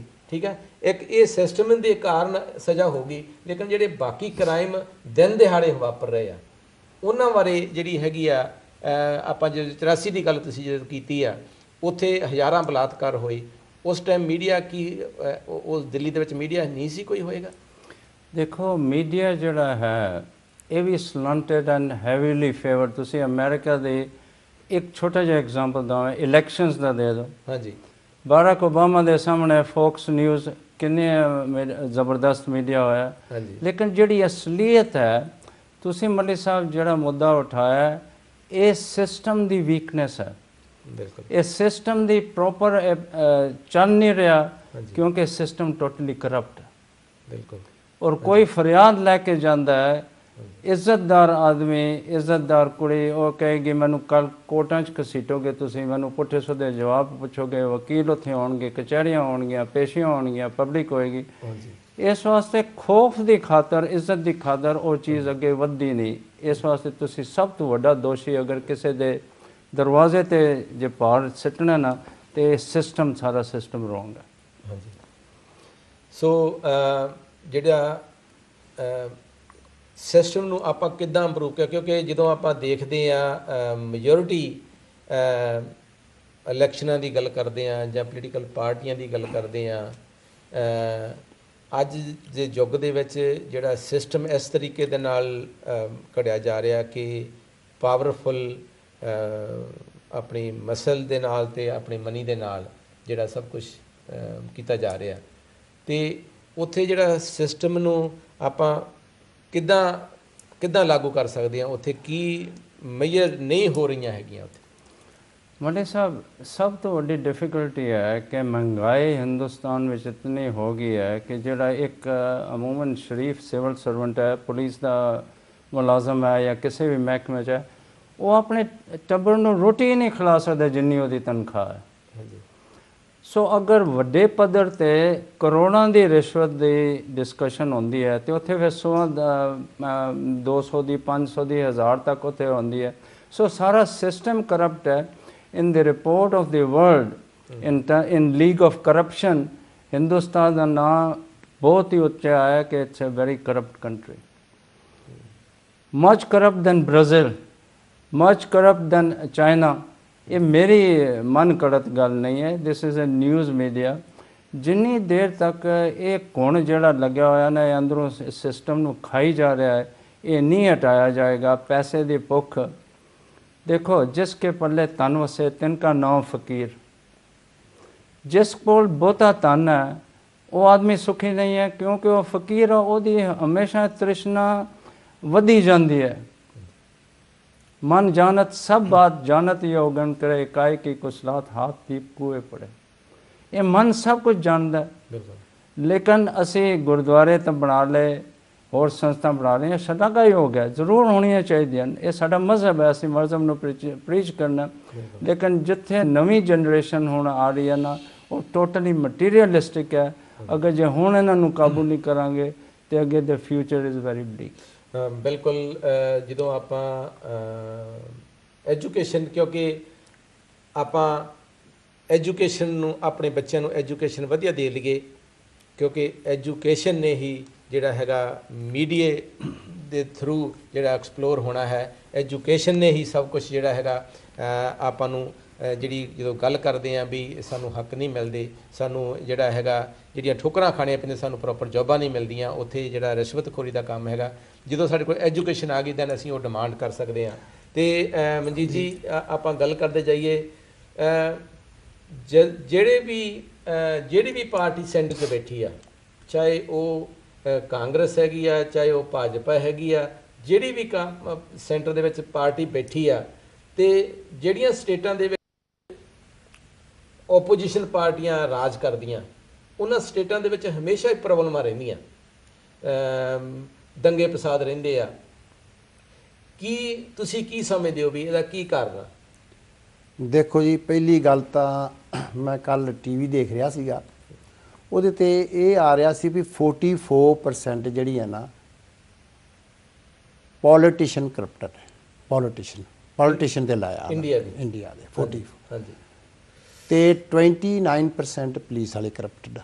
ਹਾਂਜੀ, ਜਿਹੜਾ ਬੰਦਾ ਲਾਅ ਨੂੰ ਫੋਲੋ, ਜਿਨ੍ਹਾਂ ਨੇ ਲਾਅ ਨੂੰ ਫੋਲੋ ਕਰਨਾ, ਜੇ ਉਹ ਬੰਦਾ ਹੀ ਕਰਪਟ ਆ ਤੇ ਉੱਥੇ ਸੁਧਾਰ ਆਉਣਾ ਬਹੁਤ ਔਖਾ।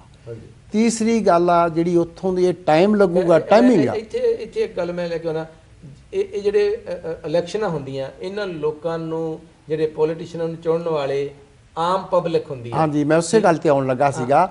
ਜਿਹੜੇ ਆਮ ਪਬਲਿਕ ਆ ਨਾ, ਆਮ ਪਬਲਿਕ, ਸਧਾਰਨ ਪਬਲਿਕ ਜਿਹੜੀ ਆ, ਮੈਂ ਉਹਨਾਂ ਨੂੰ ਵੀ ਕਰਪਟ ਕਹੂੰਗਾ। ਉਹਨਾਂ ਨੂੰ ਇਸ ਕਰਕੇ ਕਰਪਟ ਕਰੂੰਗਾ, ਉਹ ਸ਼ਰਾਬ ਪੀ ਕੇ, ਪੈਸੇ ਲੈ ਕੇ ਵੋਟ ਗਲਤ ਬੰਦੇ ਨੂੰ ਪਾਉਂਦੇ ਆ। ਜੇ ਉਹ ਚੰਗੇ ਬੰਦੇ ਨੂੰ ਸਿਲੈਕਟ ਕਰਕੇ ਭੇਜਣ ਤਾਂ ਕਿ ਉਹ ਚੰਗਾ ਬੰਦਾ ਕੁਛ ਨਾ ਕੁਛ ਉੱਥੇ ਕਰੂਗਾ, ਬੰਦਾ ਉੱਥੇ ਉਹ ਜਿੱਦਾਂ ਜਿਹੜਾ ਪੋਲੀਟੀਸ਼ੀਅਨ ਉਹ ਜਿੱਦਾਂ ਜਿਹੜਾ ਕਰਪਟ ਆ, ਸ਼ਰਾਬ ਪੀ ਕੇ, ਪੈਸੇ ਖਰਚ ਕੇ ਆਪਣੀ ਇਲੈਕਸ਼ਨ ਜਿੱਦਾਂ, ਉਹ ਸਧਾਰਨ ਨਾਲ ਕੋਈ ਤੁਸੀਂ ਰਾਈਟ ਕੈਂਡੀਡੇਟ ਨਹੀਂ ਪਿਕ ਕਰ ਸਕਦੇ ਜਿੰਨਾ ਚਿਰ ਪਬਲਿਕ ਨਹੀਂ ਰਿਅਲਾਈਜ਼ ਕਰਦੀ ਕਿ ਇਹ ਜੋ ਮੇਰੀ ਵੋਟ ਜਿਹੜੀ ਆ ਇੰਨੀ ਕੀਮਤੀ ਵੋਟ ਆ, ਤਾਂ ਕਿ ਮੈਂ ਇਹਨੂੰ ਇੱਕ ਗਲਤ ਸਿਸਟਮ ਨਾਲ ਯੂਜ਼ ਕਰਾਂ। ਤੇ ਤੁਸੀਂ ਜਾਣਦੇ ਇਹਦਾ ਮਤਲਬ ਕਹਿਣਾ ਚਾਹੁੰਦੇ ਹੋ ਕਿ ਜਿਹੜਾ ਸਿਸਟਮ ਆ ਸਾਡਾ, ਸਮਾਜ ਜਿਹੜਾ ਹੈਗਾ ਉਹ ਕਰਪਟ, ਤੇ ਸਾਨੂੰ ਸਮਾਜ ਨੂੰ ਸੁਧਾਰਨ ਵਾਸਤੇ, ਸਾਨੂੰ ਆਪਣੇ ਆਪ ਨੂੰ ਸਮਝਣ ਵਾਸਤੇ ਸਾਨੂੰ ਐਜੂਕੇਟ ਹੋਣਾ ਪਵੇਗਾ, ਤਾਂ ਕਿ ਰਾਈਟ ਪੀਪਲਾਂ ਨੂੰ ਬਿਨਾਂ ਕਿਸੇ ਭੇਦਭਾਵ ਤੋਂ, ਬਿਨਾਂ ਕਿਸੇ ਲਾਲਚ ਤੋਂ ਅਸੀਂ ਵੋਟਾਂ ਪਾ ਕੇ, ਤਾਂ ਕਿ ਪ੍ਰਬੰਧ ਵਧੀਆ ਜਿਹੜਾ ਸਾਨੂੰ ਮਿਲ ਸਕੇ, ਉਹ ਮਿਲ ਸਕੇ। ਲੇਕਿਨ ਮੈਂ ਗੱਲ ਕਰਦਾ ਬਈ ਚੌਥੀ ਵਾਰ ਜਿਹੜੀ ਹੈਗੀ ਆ ਅਕਾਲੀਆਂ ਦੀ ਜਿਹੜੀ ਵਜ਼ਾਰਤ ਪੰਜਾਬ ਦੇ ਵਿੱਚ ਆਈ, ਤੇ ਵਜ਼ਾਰਤ ਆਉਂਦਿਆਂ ਸਾਰ ਹੀ ਇੱਥੇ ਬੜੇ ਤੂਫਾਨ ਚੱਲੇ। ਉਹਦੇ ਪਿੱਛੇ ਤੁਸੀਂ ਕੀ ਕਹਿਣਾ ਚਾਹੁੰਦੇ? ਇੱਕ ਪਾਸੇ ਤਾਂ ਉਹਨਾਂ ਦੀ ਜਿਹੜੀ ਮਿਨਿਸਟਰੀ ਬਣਨ ਦੀ ਕਸਮ ਪਰੇਡ ਹੋ ਰਹੀ ਹੈ ਨੈਕਸਟ ਡੇ, ਤੇ ਨੈਕਸਟ ਡੇ ਹੀ ਪੰਜਾਬ ਦੇ ਵਿੱਚ ਇੱਕ ਆਰਡਰ ਆ ਜਾਂਦਾ ਵੀ ਰਾਜੋਆਣਾ ਨੂੰ ਜਿਹੜੀ ਹੈਗੀ ਆ ਨੈਕਸਟ 13 ਤਰੀਕ ਨੂੰ ਉਸੇ ਸੇਮ ਡੇ ਫਾਂਸੀ ਦਿੱਤੀ ਜਾਵੇ। ਤੇ ਇਹਦੇ ਵਿੱਚ ਤੁਹਾਨੂੰ ਕੀ ਲੱਗਦਾ ਵੀ ਕੀ ਇਹ ਇੱਕ ਪੋਲੀਟੀਕਲ ਮੂਵ ਆ ਜਾਂ ਇਹਦੇ ਪਿੱਛੇ ਕੁਝ ਹੋਰ ਕੋਈ ਭਾਵਨਾ ਹੈਗੀ? ਕਿਉਂਕਿ ਮੈਂ ਉਹ ਗੱਲ ਨੂੰ ਦੱਸ ਨਹੀਂ ਸਕਦਾ ਜਿਸ ਦੇ ਬਾਬਤ ਮੈਨੂੰ ਨੌਲੇਜ ਨਹੀਂ ਹੈ। ਮੈਂ ਉਹ ਗੱਲ ਦੱਸ ਸਕਦਾ ਜਿਹਦੇ ਬਾਬਤ ਨਾਲ, ਕਿਉਂਕਿ ਇਹਦੇ ਵਿੱਚ 99% ਜਿਹੜਾ ਪੋਲੀਟੀਕਲ ਸਟੰਟ ਚੱਲ ਰਿਹਾ, ਤਾਂ ਕਿ ਇੱਕ ਬੰਨੇ ਤੇ ਉਹਦੀ ਰਿਹਾਈ ਦੀਆਂ ਗੱਲਾਂ ਕਰਦੇ ਆ, ਦੂਜੇ ਬੰਨੇ ਫਾਂਸੀ ਦੀਆਂ ਗੱਲਾਂ ਕਰਦੇ ਆ। ਇਹ ਕੋਈ ਏਡੀ ਮੇਰੇ ਨੌਲੇਜ ਇਹ ਗੱਲ ਨਹੀਂ ਆਈ ਕੀ ਗੱਲ ਆ। ਇਹ ਤੇ ਉਹ ਬੰਦਾ ਹੀ ਦੱਸ ਸਕਦਾ ਜਿਸ ਬੰਦੇ ਨੂੰ ਇਸ ਦੇ ਬਾਬਤ ਨੌਲੇਜ। ਹਾਂਜੀ, ਕਿਉਂਕਿ ਸ਼ਾਇਦ ਤੁਸੀਂ ਪੰਜਾਬ ਜਾਂਦੇ ਰਹਿੰਦੇ ਹੋਵੋਗੇ ਜੀ, ਤੇ ਵੀ ਜਿੰਨੇ ਵਾਰ ਵੀ ਅਕਾਲੀਆਂ ਦੀ ਗੌਰਮੈਂਟ ਆਈ ਤੇ ਸੈਂਟਰ ਦੇ ਵਿੱਚ ਓਪੋਜੀਸ਼ਨ ਪਾਰਟੀ ਬੈਠੀ, ਤਾਂ ਤੁਹਾਨੂੰ ਲੱਗਦਾ ਵੀ ਉੱਥੇ ਕੁਛ ਨਾ ਕੁਛ ਜਿਹੜੀ ਪੋਲੀਟੀਕਲ ਮੋਟਿਵ ਦੇ ਨਾਲ ਜਿਹੜਾ ਹੈਗਾ ਚੀਜ਼ਾਂ ਨੂੰ ਜਿਹੜੇ ਮਸਲੇ ਹੈਗੇ ਆ ਉਹਨਾਂ ਨੂੰ ਤਾਰਪੀਡੋ ਕਰਨ ਦੀ ਕਰਕੇ ਉਹਨਾਂ ਨੂੰ ਡਿਫਰੈਂਟ ਰੂਪ ਦਿੱਤਾ ਜਾਂਦਾ ਰਿਹਾ? ਮੋਦੀ ਸਾਹਿਬ, ਇਹ ਹਮੇਸ਼ਾ ਪੁਆਇੰਟ ਸਿਰਫ ਪੰਜਾਬ ਦਾ ਨਹੀਂ ਰਿਹਾ। ਤੁਸੀਂ ਸਾਊਥ ਇੰਡੀਆ ਦਾ ਦੇਖੋ, ਤੁਸੀਂ ਗੁਜਰਾਤ ਦਾ ਦੇਖੋ, ਤੁਸੀਂ ਬਿਹਾਰ ਦਾ ਦੇਖੋ, ਤੁਸੀਂ ਯੂਪੀ ਦਾ ਦੇਖੋ। ਐਗਜ਼ਾਮਪਲ ਸੰਗਤਾਂ ਨੂੰ ਐਗਜ਼ਾਮਪਲ ਦਿਓ ਵੀ। ਸਪੈਕਟਰਮ ਹੈ। ਹਾਂਜੀ, ਕਿ ਜਿਸ ਪਾਸੇ ਹੁਣ ਤੁਸੀਂ ਕਹਿੰਦੇ ਹੋ ਬਈ ਇਹ ਚੀਜ਼ ਸੰਧੂ ਸਾਹਿਬ ਗੁਸਤਾਖੀ ਮਾਫ ਕਰਨਾ, ਇਹ ਚੀਜ਼ ਪੋਸੀਬਲ ਹੈ, ਕਰਪਸ਼ਨ ਹਟਾਣੀ ਵੀ ਪੋਸੀਬਲ ਹੈ। ਮੈਂ ਕਹਿੰਦਾ ਸਾਨੂੰ ਸਬਕ ਸਿੱਖਣਾ ਚਾਹੀਦਾ ਗੁਜਰਾਤੀਆਂ ਕੋਲੋਂ। ਹਾਂਜੀ, ਗੁਜਰਾਤ ਸਟੇਟ ਮੋਦੀ ਨੇ despite all the opposition, despite all the adverse effect, despite all the negative points which have been pointed out against him, he is a very successful, most prosperous state। ਜਿਹੜੀ ਪੰਜਾਬ ਹੋਣੀ ਚਾਹੀਦੀ ਸੀ ਉਹ ਪੰਜਾਬ ਇਸ ਵੇਲੇ ਨਹੀਂ ਹੈ, ਕਿਉਂਕਿ ਜਿਤਨਾ ਵੀ ਪੰਜਾਬ ਦਾ ਢਾਂਚਾ ਹੈ ਇਹ ਸਾਰਾ ਪੋਲੀਟੀਕਲ ਸਪੈਕੂਲੇਸ਼ਨ ਨਾਲ, ਪੋਲੀਟੀਕਲ ਮੋਟਿਵਸ ਨਾਲ ਇਹਦੇ ਟੁਕੜੇ ਕੀਤੇ ਗਏ। ਹਿਮਾਚਲ ਬਣਾਇਆ ਗਿਆ, ਹਰਿਆਣਾ ਬਣਾਇਆ ਗਿਆ, ਚੰਡੀਗੜ੍ਹ ਪੰਜਾਬ ਨੂੰ ਨਹੀਂ ਦਿੱਤਾ ਗਿਆ। ਜੀ ਸਭ ਤੋਂ ਪਹਿਲਾਂ ਤਾਂ ਪੰਜਾਬ ਦੇ 2 ਹਿੱਸੇ, ਅੱਧਾ ਪੰਜਾਬ ਪਾਕਿਸਤਾਨ ਭੇਜ ਦਿੱਤਾ ਬਿਲਕੁਲ। ਤੇ ਅੱਧਾ ਇੱਥੇ ਰੱਖ ਦਿੱਤਾ। ਹਾਂਜੀ ਸੋ ਇਹ ਜਿਹੜੀਆਂ ਮਸਲੇ ਨੇ ਨਾ, ਇਹ ਸਿਰਫ ਪੰਜਾਬ ਨੂੰ ਤੁਸੀਂ ਨਹੀਂ ਕਨਫਾਈਨ ਕਰ ਸਕਦੇ। ਜਿਹੜੇ ਵੀ ਮੁਲਕ ਵਿੱਚ ਇਸ ਤਰ੍ਹਾਂ ਡਿਫਰੈਂਟ ਗਰੁੱਪ ਸੈਂਟਰ ਵਿੱਚ ਆਏਗਾ ਉਹ ਜ਼ਰੂਰ ਭੇਦਭਾਵ ਕਰੇਗਾ। ਸਾਨੂੰ ਲੇਕਿਨ ਇਸ ਚੀਜ਼ ਤੋਂ ਸਬਕ ਇਹ ਸਿੱਖਣਾ ਚਾਹੀਦਾ ਵੀ as a Sikh community we overseas ਅਸੀਂ ਵੀ ਬੈਠੇ ਹੋਏ ਹਾਂ, ਸਾਡਾ ਉਹਨਾਂ ਨਾਲ ਕੀ ਇਤਫਾਕ ਹੋਣਾ ਚਾਹੀਦਾ ਹੈ, ਕੀ ਵਾਰਤਾਲਾਪ ਹੋਣਾ ਚਾਹੀਦਾ ਹੈ, ਕੀ ਅਸੀਂ ਉਹਨਾਂ ਵਾਸਤੇ ਕਰ ਸਕਦੇ ਹਾਂ, ਇਸ ਪੱਧਰ 'ਤੇ ਅਸੀਂ ਸੋਚਦੇ ਨੇ। ਹਾਂਜੀ ਇਹ ਸਾਡੇ ਵਾਸਤੇ ਸੋਚਣਾ ਬਹੁਤ ਜ਼ਰੂਰੀ ਹੈ ਕਿ we must come under one umbrella, one voice, ਤਾਂ ਅਸੀਂ ਅੱਗੇ ਜਾ ਕੇ ਸਕਸੈਸਫੁਲ ਹੋਵਾਂਗੇ। ਨਹੀਂ ਤਾਂ ਜਿੱਥੇ ਹੈ ਅੱਜ 5 ਸਾਲ ਬਾਅਦ ਵੀ ਇੱਥੇ ਬੈਠ ਕੇ ਅਸੀਂ ਉਹੀ ਗੱਲਾਂ ਕਰਾਂਗੇ। ਬਿਲਕੁਲ ਬਿਲਕੁਲ ਸਹੀ ਗੱਲ ਹੈ। ਮਨਜੀਤ ਜੀ ਆਪਾਂ ਗੱਲਾਂ ਕੀਤੀਆਂ ਵੀ ਜਿਹੜੀਆਂ ਸਜ਼ਾਵਾਂ ਹੋਈਆਂ ਉਹਨਾਂ ਬਾਰੇ ਆਪਾਂ ਗੱਲਾਂ ਕੀਤੀਆਂ, ਸਿਸਟਮ ਬਾਰੇ। ਇੱਕ ਗੱਲ ਤਾਂ ਡੈਫੀਨੇਟਲੀ ਸਾਹਮਣੇ ਹੈ ਕਿ ਕਿਤੇ ਨਾ ਕਿਤੇ ਜਿਹੜੀ ਸਿਸਟਮ ਦੇ ਵਿੱਚ ਜਿਹੜੀਆਂ ਵੀਕਨੈਸਿਸ ਹੈਗੀਆਂ ਉਹ ਇਹ ਸਾਰੇ ਸਿਸਟਮ ਨੂੰ ਜਿਹੜੀਆਂ ਕਰਪਟ ਕਰ ਰਹੀਆਂ ਹੈਗੀਆਂ। ਅਤੇ ਬਹੁਤ ਜ਼ਰੂਰੀ ਹੈ ਜਿਹੜੇ ਅਸੀਂ ਲੋਕ ਵੋਟਾਂ ਪਾ ਕੇ ਵਧੀਆ ਕੈਂਡੀਡੇਟਸ ਅਗਰ ਜਿਹਨਾਂ ਅਸੀਂ ਮੂਹਰੇ ਨਹੀਂ ਲੈ ਕੇ ਆਵਾਂਗੇ, ਕਿਉਂਕਿ ਅਸੀਂ ਆਪਣੀ ਕਰਪਸ਼ਨ ਜਿਹੜੀ ਖਤਮ ਕਰਕੇ ਅਸੀਂ ਬਿਨਾਂ ਕਿਸੇ ਲਾਲਚ ਤੋਂ ਜਿਹੜੀ ਵੋਟ ਪਾ ਕੇ ਅਸੀਂ ਰਾਈਟ ਕੈਂਡੀਡੇਟ ਲੱਗੇ ਲੈ ਕੇ ਆਵਾਂਗੇ ਤਾਂ ਸਾਡਾ ਕੁਛ ਨਾ ਕੁਛ ਸਾਡੇ ਦੇਸ਼ ਦਾ ਸੁਧਾਰ ਹੋ ਸਕਦਾ। ਅਤੇ ਤੁਸੀਂ ਕੁਛ ਐਡ ਕਰਨਾ ਚਾਹੋ? ਮੈਂ ਤਾਂ ਸਿਰਫ ਇਹੋ ਰਿਕੁਐਸਟ ਕਰੂੰਗਾ ਲੋਕਾਂ ਨੂੰ ਕਿ ਥੋੜ੍ਹੀ ਜੀ ਇਹ ਤੁਹਾਡੇ ਕਹਿਣ ਦੇ ਨਾਲ ਨਹੀਂ ਬਣਨੀ। ਜਿੰਨਾ ਚਿਰ ਐਜੂਕੇਸ਼ਨ ਨਹੀਂ ਆਉਂਦੀ, ਜਿੰਨਾ ਚਿਰ ਐਜੂਕੇਸ਼ਨ ਬੰਦਾ ਪੜ੍ਹਦਾ ਨਹੀਂ, ਉਹਨੂੰ ਪਤਾ ਨਹੀਂ ਮੇਰੀ ਵੋਟ ਦੀ ਕੀ ਵੈਲਿਊ ਕੀ ਆ, ਉਹਨਾਂ ਚਿਰ ਸੁਧਾਰ ਹੋਣਾ ਬੜਾ ਮੁਸ਼ਕਲ ਆ। ਪਰ ਆ ਜੋ ਲਾਸਟ 3-4 ਸਾਲਾਂ ਦੇ ਵਿੱਚ ਸਾਡੇ ਮੈਂ ਦੇਖ ਰਿਹਾ ਦੰਗੇ ਫਸਾਦ, ਇੱਕ ਦੂਜੇ ਨੂੰ ਕ੍ਰਿਟਿਸਿਜ਼ਮ ਕਰਨਾ, ਇੱਕ ਬੜਾ ਵੱਡਾ ਸੀ ਹਿੰਦੁਸਤਾਨ ਦਾ ਨਾਂ 2-3 ਸਾਲਾਂ ਦੇ ਵਿੱਚ ਇਹ ਡਾਊਨਗ੍ਰੇਡਡ ਹੋ ਗਿਆ। ਤਾਂ ਕਿ ਇਸ ਡਾਊਨਗ੍ਰੇਡਡ ਇਸ ਕਰਕੇ ਕਿ ਅਸੀਂ ਇੱਕ ਦੂਜੇ ਨੂੰ ਬਲੇਮ ਬਹੁਤ ਜ਼ਿਆਦਾ ਦਿੰਦੇ ਹਾਂ, ਗੱਲ ਹੋਵੇ ਜਾਂ ਨਾ ਹੋਵੇ।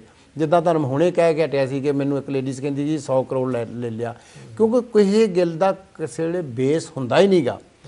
ਅਸੀਂ ਕੋਈ ਵੀ, ਭਾਵੇਂ ਮੈਂ ਵੀ ਹਾਂ ਉਹਦੇ ਵਿੱਚ, ਕੋਈ ਵੀ ਆ, ਅਸੀਂ ਬਗੈਰ ਬੇਸ ਤੋਂ ਗੱਲਾਂ ਕਰਨੀਆਂ ਸ਼ੁਰੂ ਕਰ ਦਿੰਦੇ ਹਾਂ। ਚਲੋ ਜੀ ਕੋਈ ਮੁੱਦਾ ਹੈਗਾ ਤਾਂ ਉਹਦੇ 'ਤੇ ਬੈਠ ਕੇ ਗੱਲ ਕਰਨੀ, ਚਾਹੇ ਕੁਛ ਕ੍ਰਿਟਿਸਿਜ਼ਮ ਕਰਨੀ, ਉਹ ਡਿਫਰੈਂਟ ਸਟੋਰੀ ਆ। ਜਿਹੜਾ ਬੇਸਲੈਸ ਗੱਲਾਂ ਹੁੰਦੀਆਂ ਨੇ ਨਾ, ਉਹ ਗੱਲਾਂ ਠੀਕ ਨਹੀਂ ਆ। ਸਾਡੇ ਜਿੱਦਾਂ ਮੈਂ ਓਮ ਪ੍ਰਕਾਸ਼ ਚੌਟਾਲੇ ਦੀ ਗੱਲ ਹੀ ਕਰਨਾ ਚਾਹੁੰਦਾ।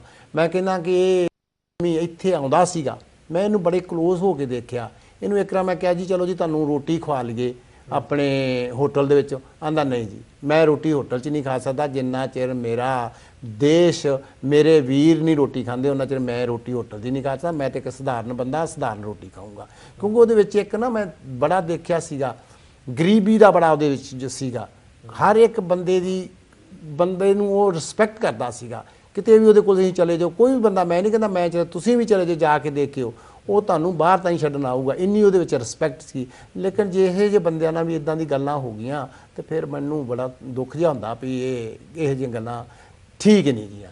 ਕਿਉਂਕਿ ਇਹ ਪੋਲੀਟੀਕਲ ਗੱਲਾਂ ਤੁਸੀਂ ਅੱਡ ਰੱਖੋ। ਮੈਂ ਕਹਿੰਦਾ ਕਿ ਬੰਦੇ ਨੂੰ ਖੁਸ਼ੀ ਹੋਣੀ ਚਾਹੀਦੀ, ਚੰਗਾ ਲੀਡਰ ਆਵੇ, ਉਹਦੀ ਆਪੋਜੀਸ਼ਨ ਦੇ ਇੱਕ ਹੋਰ ਚੰਗਾ ਲੀਡਰ ਆਵੇ। ਇਹ ਨਹੀਂ ਇੱਕ ਚੰਗਾ ਬੰਦਾ ਕੰਮ ਕਰਦਾ ਤਾਂ ਉਹਨੂੰ ਜੇਲ੍ਹ 'ਚ ਸੁੱਟ ਦਿਓ। ਇੱਥੋਂ ਤੱਕ ਇਹ ਤਾਂ ਕੋਈ ਨਹੀਂ। ਮੈਂ ਕਹਿੰਦਾ ਸਾਡੇ ਬਿਜ਼ਨਸ ਦੇ ਵਿੱਚ ਕੋਈ ਚੰਗਾ ਬਿਜ਼ਨਸ ਆਵੇ, ਤੁਹਾਨੂੰ ਖੁਸ਼ੀ ਹੁੰਦੀ ਹੈ, ਸਾਡਾ ਪੰਜਾਬੀ ਭਰਾ, ਸਾਡਾ ਹਿੰਦੁਸਤਾਨੀ ਵੀਰ ਬਿਜ਼ਨਸ 'ਚ ਆਇਆ। ਸਾਨੂੰ ਇੱਦਾਂ ਪੋਲੀਟੀਸ਼ੀਅਨਾਂ ਨੂੰ ਵੀ ਖੁਸ਼ੀ ਹੋਣੀ ਚਾਹੀਦੀ ਆ ਵੀ ਇਹ ਜੀ ਜਿੱਦਾਂ ਭਾਈ ਸਾਹਿਬ ਨੇ ਗੱਲ ਕੀਤੀ ਆ, ਨਰਿੰਦਰ ਮੋਦੀ ਦੀ ਗੱਲ ਕੀਤੀ ਆ, ਸਾਨੂੰ ਬੜੀ ਪ੍ਰਾਊਡ ਆ। ਨਰਿੰਦਰ ਮੋਦੀ ਨੇ ਗੁਜਰਾਤ ਦਾ ਕੁਛ ਬਣਾ ਦਿੱਤਾ। ਮੈਂ ਕਹਿੰਦਾ ਸਾਡੇ ਸਾਰੇ ਹਿੰਦੁਸਤਾਨ ਦੇ ਨਰਿੰਦਰ ਮੋਦੀ ਹੋ ਜਾਣ ਤਾਂ ਬੜੀ ਖੁਸ਼ੀ ਗੱਲ ਆ। ਇਹ ਨਹੀਂ ਹੈ ਕਿ ਨਰਿੰਦਰ ਮੋਦੀ ਨੇ ਚੰਗਾ ਕੰਮ ਕੀਤਾ ਅਤੇ ਉਹਨੂੰ ਅੰਦਰ ਚੁੱਕ ਕੇ ਸੁੱਟ ਦਿਓ। ਇਹ ਗੱਲਾਂ ਗਲਤ ਨੇ, ਕਿਉਂਕਿ ਇਹ ਐਗਜ਼ੈਕਟਲੀ ਸੇਮ ਚੀਜ਼ ਇੱਥੇ ਹੋਈ ਆ। ਕੋਈ ਵੱਡਾ ਕੋਈ ਐਡਾ ਕੋਈ ਘਪਲਾ ਨਹੀਂ ਹੋਇਆ। ਜੇ ਘਪਲਾ ਕੀਤਾ ਅੱਜ ਇਹ ਕੰਮ ਓਮ ਪ੍ਰਕਾਸ਼ ਚੌਟਾਲੇ ਨਹੀਂ ਕੀਤਾ, ਮੇਰੇ ਵਰਗੇ ਉੱਥੇ ਹੋਰ ਬੜੇ ਹੈਗੇ ਆ ਜਿਨ੍ਹਾਂ ਨੂੰ ਉਹਨਾਂ ਨੂੰ ਪਤਾ ਵੀ ਨਹੀਂ ਵੀ ਇਹਨੇ ਪੈਸੇ ਲਏ ਆ, ਜਾ ਕੇ ਕਹਿੰਦਾ ਮੈਂ ਤੁਹਾਡਾ ਕੰਮ ਕਰਾਤਾ। ਇਹ ਜਿਹੇ ਬੜੇ ਕੰਮ ਚੱਲਦੇ ਉੱਥੇ, ਕਿਉਂਕਿ ਐਲੀਗੇਸ਼ਨ ਉਹਦੇ 'ਤੇ ਲੱਗਦਾ, ਉਹਦੀ ਮੈਂ ਕੱਲ੍ਹ ਸਟੇਟਮੈਂਟ ਪੜ੍ਹਨ ਡਿਆ ਸੀ। ਉਹ ਕਹਿੰਦਾ ਜੇ ਮੈਂ ਜੇਲ੍ਹ 'ਚੋਂ ਮੈਂ ਆ ਵੀ ਗਿਆ ਨਾ ਤਾਂ ਮੈਂ ਉਹੋ ਹੀ ਕੰਮ ਕਰੂੰਗਾ, ਮੈਂ ਗਰੀਬਾਂ ਨੂੰ ਫਿਰ ਡਿਊਟੀ 'ਚ ਕੰਮ 'ਤੇ ਲਾਊਂਗਾ। 3200 ਬੰਦੇ ਦੀ ਕੰਮ ਤੇ ਡਿਊਟੀ ਲਾਉਣੇ। ਪੁਲਿਸ ਦੇ ਵਿੱਚ ਤੁਸੀਂ ਦੇਖੋ ਅੱਜ ਤੋਂ ਤੁਸੀਂ ਅੱਜ ਵੀ ਪੁਲਿਸ ਦੇ ਵਿੱਚ ਮੈਂ ਇੱਕ ਗੱਲ ਸੁਣ ਰਿਹਾ ਸੀ ਕਿ ਮੀਡੀਆ ਦੇ ਵਿੱਚ ਉਹ ਕਹਿੰਦਾ ਜੀ ਮੈਂ ਪਿਛਲੇ ਸਾਲ ਮੈਂ 5 ਲੱਖ ਰੁਪਈਆ ਮੈਂ ਦੇ ਰਿਹਾ ਸੀ, ਕਿਸੇ ਨੇ ਮੈਨੂੰ ਮੰਗਿਆ ਸੀ ਮੈਂ ਤੁਹਾਨੂੰ ਜੌਬ ਦਵਾ ਦੂੰਗਾ। ਆਂਦਾ ਮੇਰੇ ਕੋਲ ਪਿਛਲੇ ਸਾਲ 5 ਲੱਖ ਰੁਪਈਆ ਹੋਇਆ ਹੀ ਨਹੀਂਗਾ। ਆਂਦਾ ਐਰਕੀ ਮੇਰੇ ਕੋਲ 5 ਲੱਖ ਰੁਪਈਆ ਹੈਗਾ ਤੇ ਮੈਂ ਉਹਨੂੰ ਜੌਬ ਲਈ। ਕੀ ਗੱਲ ਮੀਡੀਆ ਤੇ ਜਦ ਸਾਰੀ ਦੁਨੀਆ ਨੇ ਉਹਨੂੰ ਸੁਣਿਆ ਤਾਂ ਉਦੋਂ ਤੋਂ ਨਹੀਂ ਪੁੱਛਿਆ ਵੀ ਤੂੰ ਕਿਹਨੂੰ 5 ਲੱਖ ਦਿੱਤਾ ਸੀ? ਉਹ ਵੀ ਹਰਿਆਣੇ 'ਚ ਹੀ ਹੋਇਆ, ਉਹ ਵੀ ਕਿਸੇ ਹਰਿਆਣੇ ਦੇ ਆਫੀਸਰ ਨੇ ਲਿਆ ਉਹ ਤੋਂ 5 ਲੱਖ। ਆਂਦਾ ਮੇਰੇ ਕੋਲ ਐਰਕੀ 5 ਲੱਖ ਰੁਪਈਆ ਆਇਆ, ਮੈਂ ਸਪੈਸ਼ਲੀ ਦੱਸਣ ਆਇਆ ਲੋਕਾਂ ਨੂੰ ਵੀ ਮੈਂ ਵੀ ਪੈਸੇ ਦੇ ਕੇ ਆ ਸਾਲ ਦੇ ਵਿੱਚ ਲੱਗਾ। ਹਾਂਜੀ ਬਿਲਕੁਲ। ਜਦੋਂ ਅਸੀਂ ਗੱਲਬਾਤ ਕਰਦੇ ਹਾਂ ਕਿ ਕਿਸ ਤਰ੍ਹਾਂ ਮੇਜਰਮੈਂਟ ਹੁੰਦੀ ਆ ਕਾਨੂੰਨ ਦੀ, ਕਿਸ ਤਰ੍ਹਾਂ ਮੇਜਰਮੈਂਟ ਹੁੰਦੀ ਆ ਕ੍ਰਾਈਮ ਦੀ, ਤੇ ਇੱਕ ਬੰਦਾ ਸੈਂਕੜੇ ਲੋਕਾਂ ਨੂੰ ਮਾਰ ਕੇ ਵੀ ਫ੍ਰੀ ਘੁੰਮ ਰਿਹਾ, ਇੱਕ ਬੰਦਾ ਸੈਂਕੜੇ ਬਲਾਤਕਾਰ ਕਰਕੇ ਵੀ ਫ੍ਰੀ ਘੁੰਮ ਰਿਹਾ, ਲੇਕਿਨ ਇੱਕ ਬੰਦਾ ਸਿਸਟਮ ਦੇ ਵਿੱਚ ਕਮੀਆਂ ਪੇਸ਼ੀਆਂ ਆਉਣ ਦੇ ਕਾਰਨ ਉਹ ਬੰਦੇ ਨੂੰ ਸਜ਼ਾ ਵੀ ਹੋ ਜਾਂਦੀ ਹੈ। ਤੇ ਜਿਸ ਤਰ੍ਹਾਂ ਹੋਂਦ ਚਿੱਲੜ ਦੇ ਵਿੱਚ ਜਿਹੜਾ ਅਸੀਂ ਦੇ ਵਿੱਚ ਇੱਕ ਪਿੰਡ ਤਕਰੀਬਨ ਪੂਰਾ ਹੀ ਜਿਹੜਾ ਜਿੱਥੇ ਸਿੱਖਾਂ ਦਾ ਛੋਟਾ ਜਿਹਾ ਇੱਕ ਕਸਬਾ ਸੀ ਹਰਿਆਣੇ ਦੇ ਵਿੱਚ ਪੈਂਦਾ, ਉਹ ਵੀ ਉਹਦੀ ਹਜੇ ਤੱਕ ਮੇਰਾ ਖਿਆਲ FIR ਦਰਜ ਵੀ ਨਹੀਂ ਹੋਈ। ਤੇ ਉਹਦੇ ਬਾਰੇ ਤੁਸੀਂ ਕੀ ਕਹਿਣਾ ਚਾਹੋਗੇ? ਦੇਖੋ ਇਹ ਇੱਕ ਆਈਸੋਲੇਟਿਡ ਇਨਸੀਡੈਂਟ ਨਹੀਂ ਹੈ। ਹਾਂਜੀ। एक क्यूमुलेटिव इफेक्ट डिजास्टरस है। हाँ जी। और ये डिजास्टरस इस वास्ते है कि जिन्नी देर तक असी हिंदुस्तानी सिख होवे कोई भी होवे अपना करैक्टर नहीं चेंज करांगे उन्नी देर तक कुछ भी नहीं हो सकता। और मैं धर्म के पद्धर ते आके तुहानू एक चीज़ दसां भी अगर जे मैं अपना सुधार कर लिया तो मैं 2 होर बंदियां दा सुधार करांगा। ਅਸੀਂ ਰੋਜ਼ ਗੁਰਬਾਣੀ ਪੜ੍ਹਦੇ ਹਾਂ, ਸੁਖਮਨੀ ਸਾਹਿਬ ਸਾਥ न ਚਾਲੇ ਬਿਨ ਭਜਨ ਵੇਖਿਆ ਸਗਲੀ ਛਾਰ ਹਰ ਹਰ ਨਾਮ ਕਮਾਉਣਾ ਨਾਨਕ ਏ ਤਨਸਾਰ। ਬਿਲਕੁਲ। ਸੰਤ ਜਗਤ ਸਿੰਘ ਜੀ ਹੋਰੇ ਹਮੇਸ਼ਾ ਜਿਸਲੇ ਪ੍ਰਵਚਨ ਕਰਦੇ ਸਨ, ਕਥਾ ਕਰਦੇ ਸਨ, ਉਹ ਹਮੇਸ਼ਾ ਐਂਡ ਵਿੱਚ ਇਹ ਕਹਿੰਦੇ ਸਨ ਸਵਾਸ ਸਵਾਸ ਹਰ ਨਾਮ ਜਪ ਸਵਾਸ न ਬਿਰਥਾ ਕੋਏ ਕਿਆ ਜਾਣਾ ਹੈ ਅੰਤ ਕਾ ਇਹੀ ਸਵਾਸ ਮਤ ਹੋਏ। ਮੇਰੀ ਏਜ ਤੇ ਹੁਣ ਅਗਲੀ ਜਿਹੜੀ ਵਾਟ ਹੈ ਬਹੁਤ ਘੱਟ ਹੈ, ਪਿੱਛੇ ਬਹੁਤ ਕੁਝ ਚਲਾ ਗਿਆ, ਮੈਨੂੰ ਇੱਕ ਦਿਨ ਵੀ ਮਿਲਦਾ ਤਾਂ ਮੈਂ ਵਾਹਿਗੁਰੂ ਦਾ ਸ਼ੁਕਰ ਕਰਦਾ। ਇਸ ਤਰ੍ਹਾਂ ਸਾਨੂੰ ਸਾਰਿਆਂ ਸਿੱਖਾਂ ਨੂੰ ਗੁਰਬਾਣੀ ਦੇ ਅੰਬਰੇਲਾ ਅੰਦਰ ਆ ਕੇ ਆਪਣੇ ਆਪ ਨੂੰ ਪਛਾਣ ਕੇ ਇੱਕ ਦੂਸਰੇ ਦੀ ਮਦਦ ਕਰਕੇ ਇੱਕ ਦੂਸਰੇ ਦਾ ਸਹਿਯੋਗ ਕਰਕੇ ਇੱਕ ਦੂਸਰੇ ਦੀ ਮਦਦ ਕਰਨੀ ਚਾਹੀਦੀ ਹੈ। ਮੈਨੂੰ ਇਹ ਖੁਸ਼ੀ ਹੋਣੀ ਚਾਹੀਦੀ ਹੈ ਕਿ ਮੱਲੀ ਸਾਹਿਬ ਪ੍ਰੋਗਰੈਸ ਕਰ ਰਹੇ ਨੇ। ਅੱਜ ਇਹਨਾਂ ਦੇ ਕੋਲ ਕਾਰ ਹੈ, ਕੱਲ੍ਹ ਇਹਨਾਂ ਕੋਲ ਹੈਲੀਕਾਪਟਰ ਹੋਵੇ। ਸੰਧੂ ਸਾਹਿਬ ਇਤਨਾ ਪ੍ਰੋਗਰੈਸ ਕਰ ਰਹੇ ਨੇ, ਇਸ ਨੂੰ ਵੀ ਵਾਹਿਗੁਰੂ ਇਹਨਾਂ ਨੂੰ ਚੜ੍ਹਦਾ ਦੇਵੇ।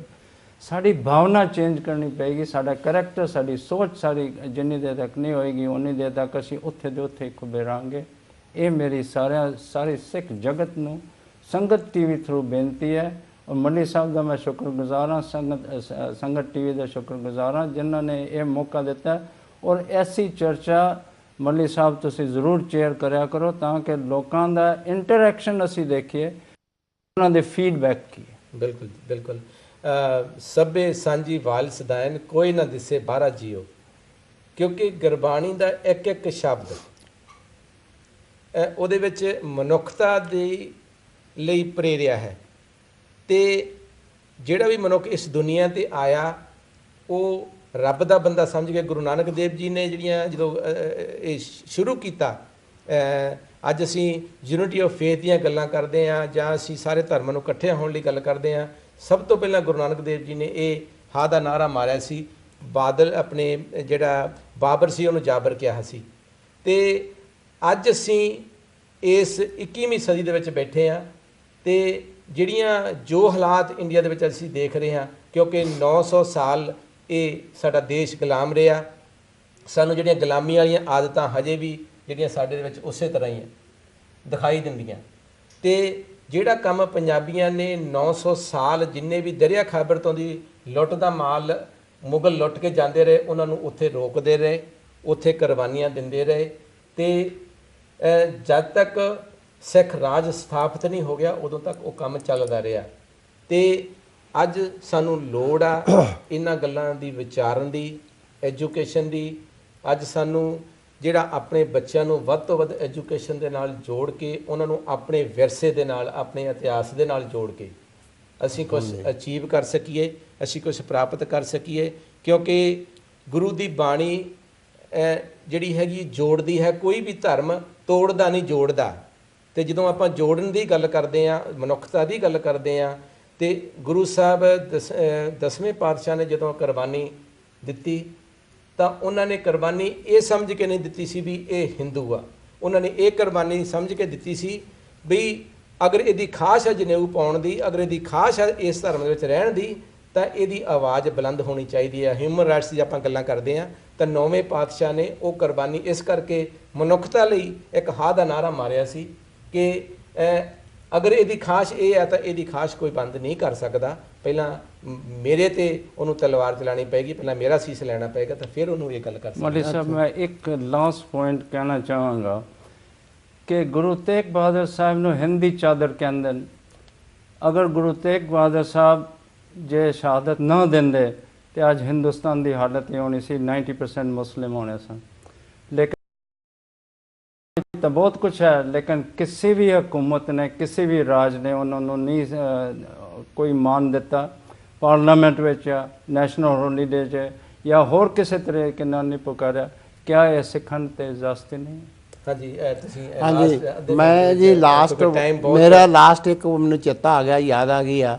ਹੁਣ ਐਲੀਗੇਸ਼ਨ ਲੱਗੇ ਆ ਭਜਨ ਲਾਲ ਦੀ ਗਵਰਨਮੈਂਟ ਸੀ, ਹਾਂਜੀ, ਉਹ ਸਿਰਫ ਭਰਤੀ ਆਦਮਪੁਰ ਦਾ ਕਰਦਾ, ਕਿਉਂਕਿ ਆਦਮਪੁਰ ਦਾ ਹੈ। ਹਾਂਜੀ, ਉਹ ਇੱਕ ਹਿਸਾਰ ਦੇ ਲਾਗੇ ਆ, ਹਾਂਜੀ, ਆਦਮਪੁਰ ਇਲਾਕੇ ਦਾ ਸੀ। ਇਹ ਇੱਕ ਬੜੀ ਵੱਡੀ ਮਿਸਾਲ ਆ। ਉਹਦੇ ਤੇ ਕਿਸੇ ਨੇ ਕੋਈ ਐਕਸ਼ਨ ਨਹੀਂ ਲਿਆ, ਕੋਈ ਨਹੀਂ। ਉਹ ਕਰਦਾ ਹੀ ਭਰਤੀ ਆਦਮਪੁਰ ਦੇ ਸੀਗੇ। ਅੱਜ ਵੀ ਉਹ ਇਲੈਕਸ਼ਨ ਉੱਥੇ ਜਿੱਤਦੇ ਆ, ਉਸੇ ਕਰਕੇ ਜਿੱਤਦੇ ਆ ਕਿਉਂਕਿ ਭਜਨ ਲਾਲ ਨੇ ਜਿੰਨੀ ਵੀ ਇੰਪਲੋਇਮੈਂਟ ਕੀਤੀ ਆ ਆਦਮਪੁਰ ਦੀ ਕੀਤੀ ਆ। ਤੇ ਹੋਰ ਦੂਸਰੀ ਮੈਂ ਇਹ ਗੱਲ ਕਰਦਾ ਵੀ ਸਾਰੇ ਸੁਣਨ ਵਾਲਿਆਂ ਨੂੰ ਮੈਂ ਬੇਨਤੀ ਕਰਦਾ ਕਿ ਗੁਰੂ ਮਹਾਰਾਜ ਅੱਗੇ ਅਰਦਾਸ ਕਰੋ, ਸੱਚੇ ਪਾਤਸ਼ਾਹ ਅੱਗੇ ਓਮ ਪ੍ਰਕਾਸ਼ ਸਚਾਲਨ ਮਹਾਰਾਜ ਤੰਦਰੁਸਤੀ ਬਖਸ਼ੇ ਤਾਂ ਕਿ ਉਹ ਚੜ੍ਹਦੀਆਂ ਕਲਾ ਵਿੱਚ ਆਪਣੇ ਪਰਿਵਾਰ ਵਿੱਚ ਵਾਪਸ ਆਵੇ, ਆਪਣੇ ਪਰਿਵਾਰ ਦੇ ਨਾਲ ਜੁੜ ਕੇ ਦੇਸ਼ ਦੀ ਔਰ ਕੌਮ ਦਾ ਕੰਮ ਕਰ ਸਕੇ ਤਾਂ ਕਿ ਗਰੀਬਾਂ ਨੂੰ ਉਹਦਾ ਕੋਈ ਨਾ ਕੋਈ ਫਾਇਦਾ ਹੋਵੇ।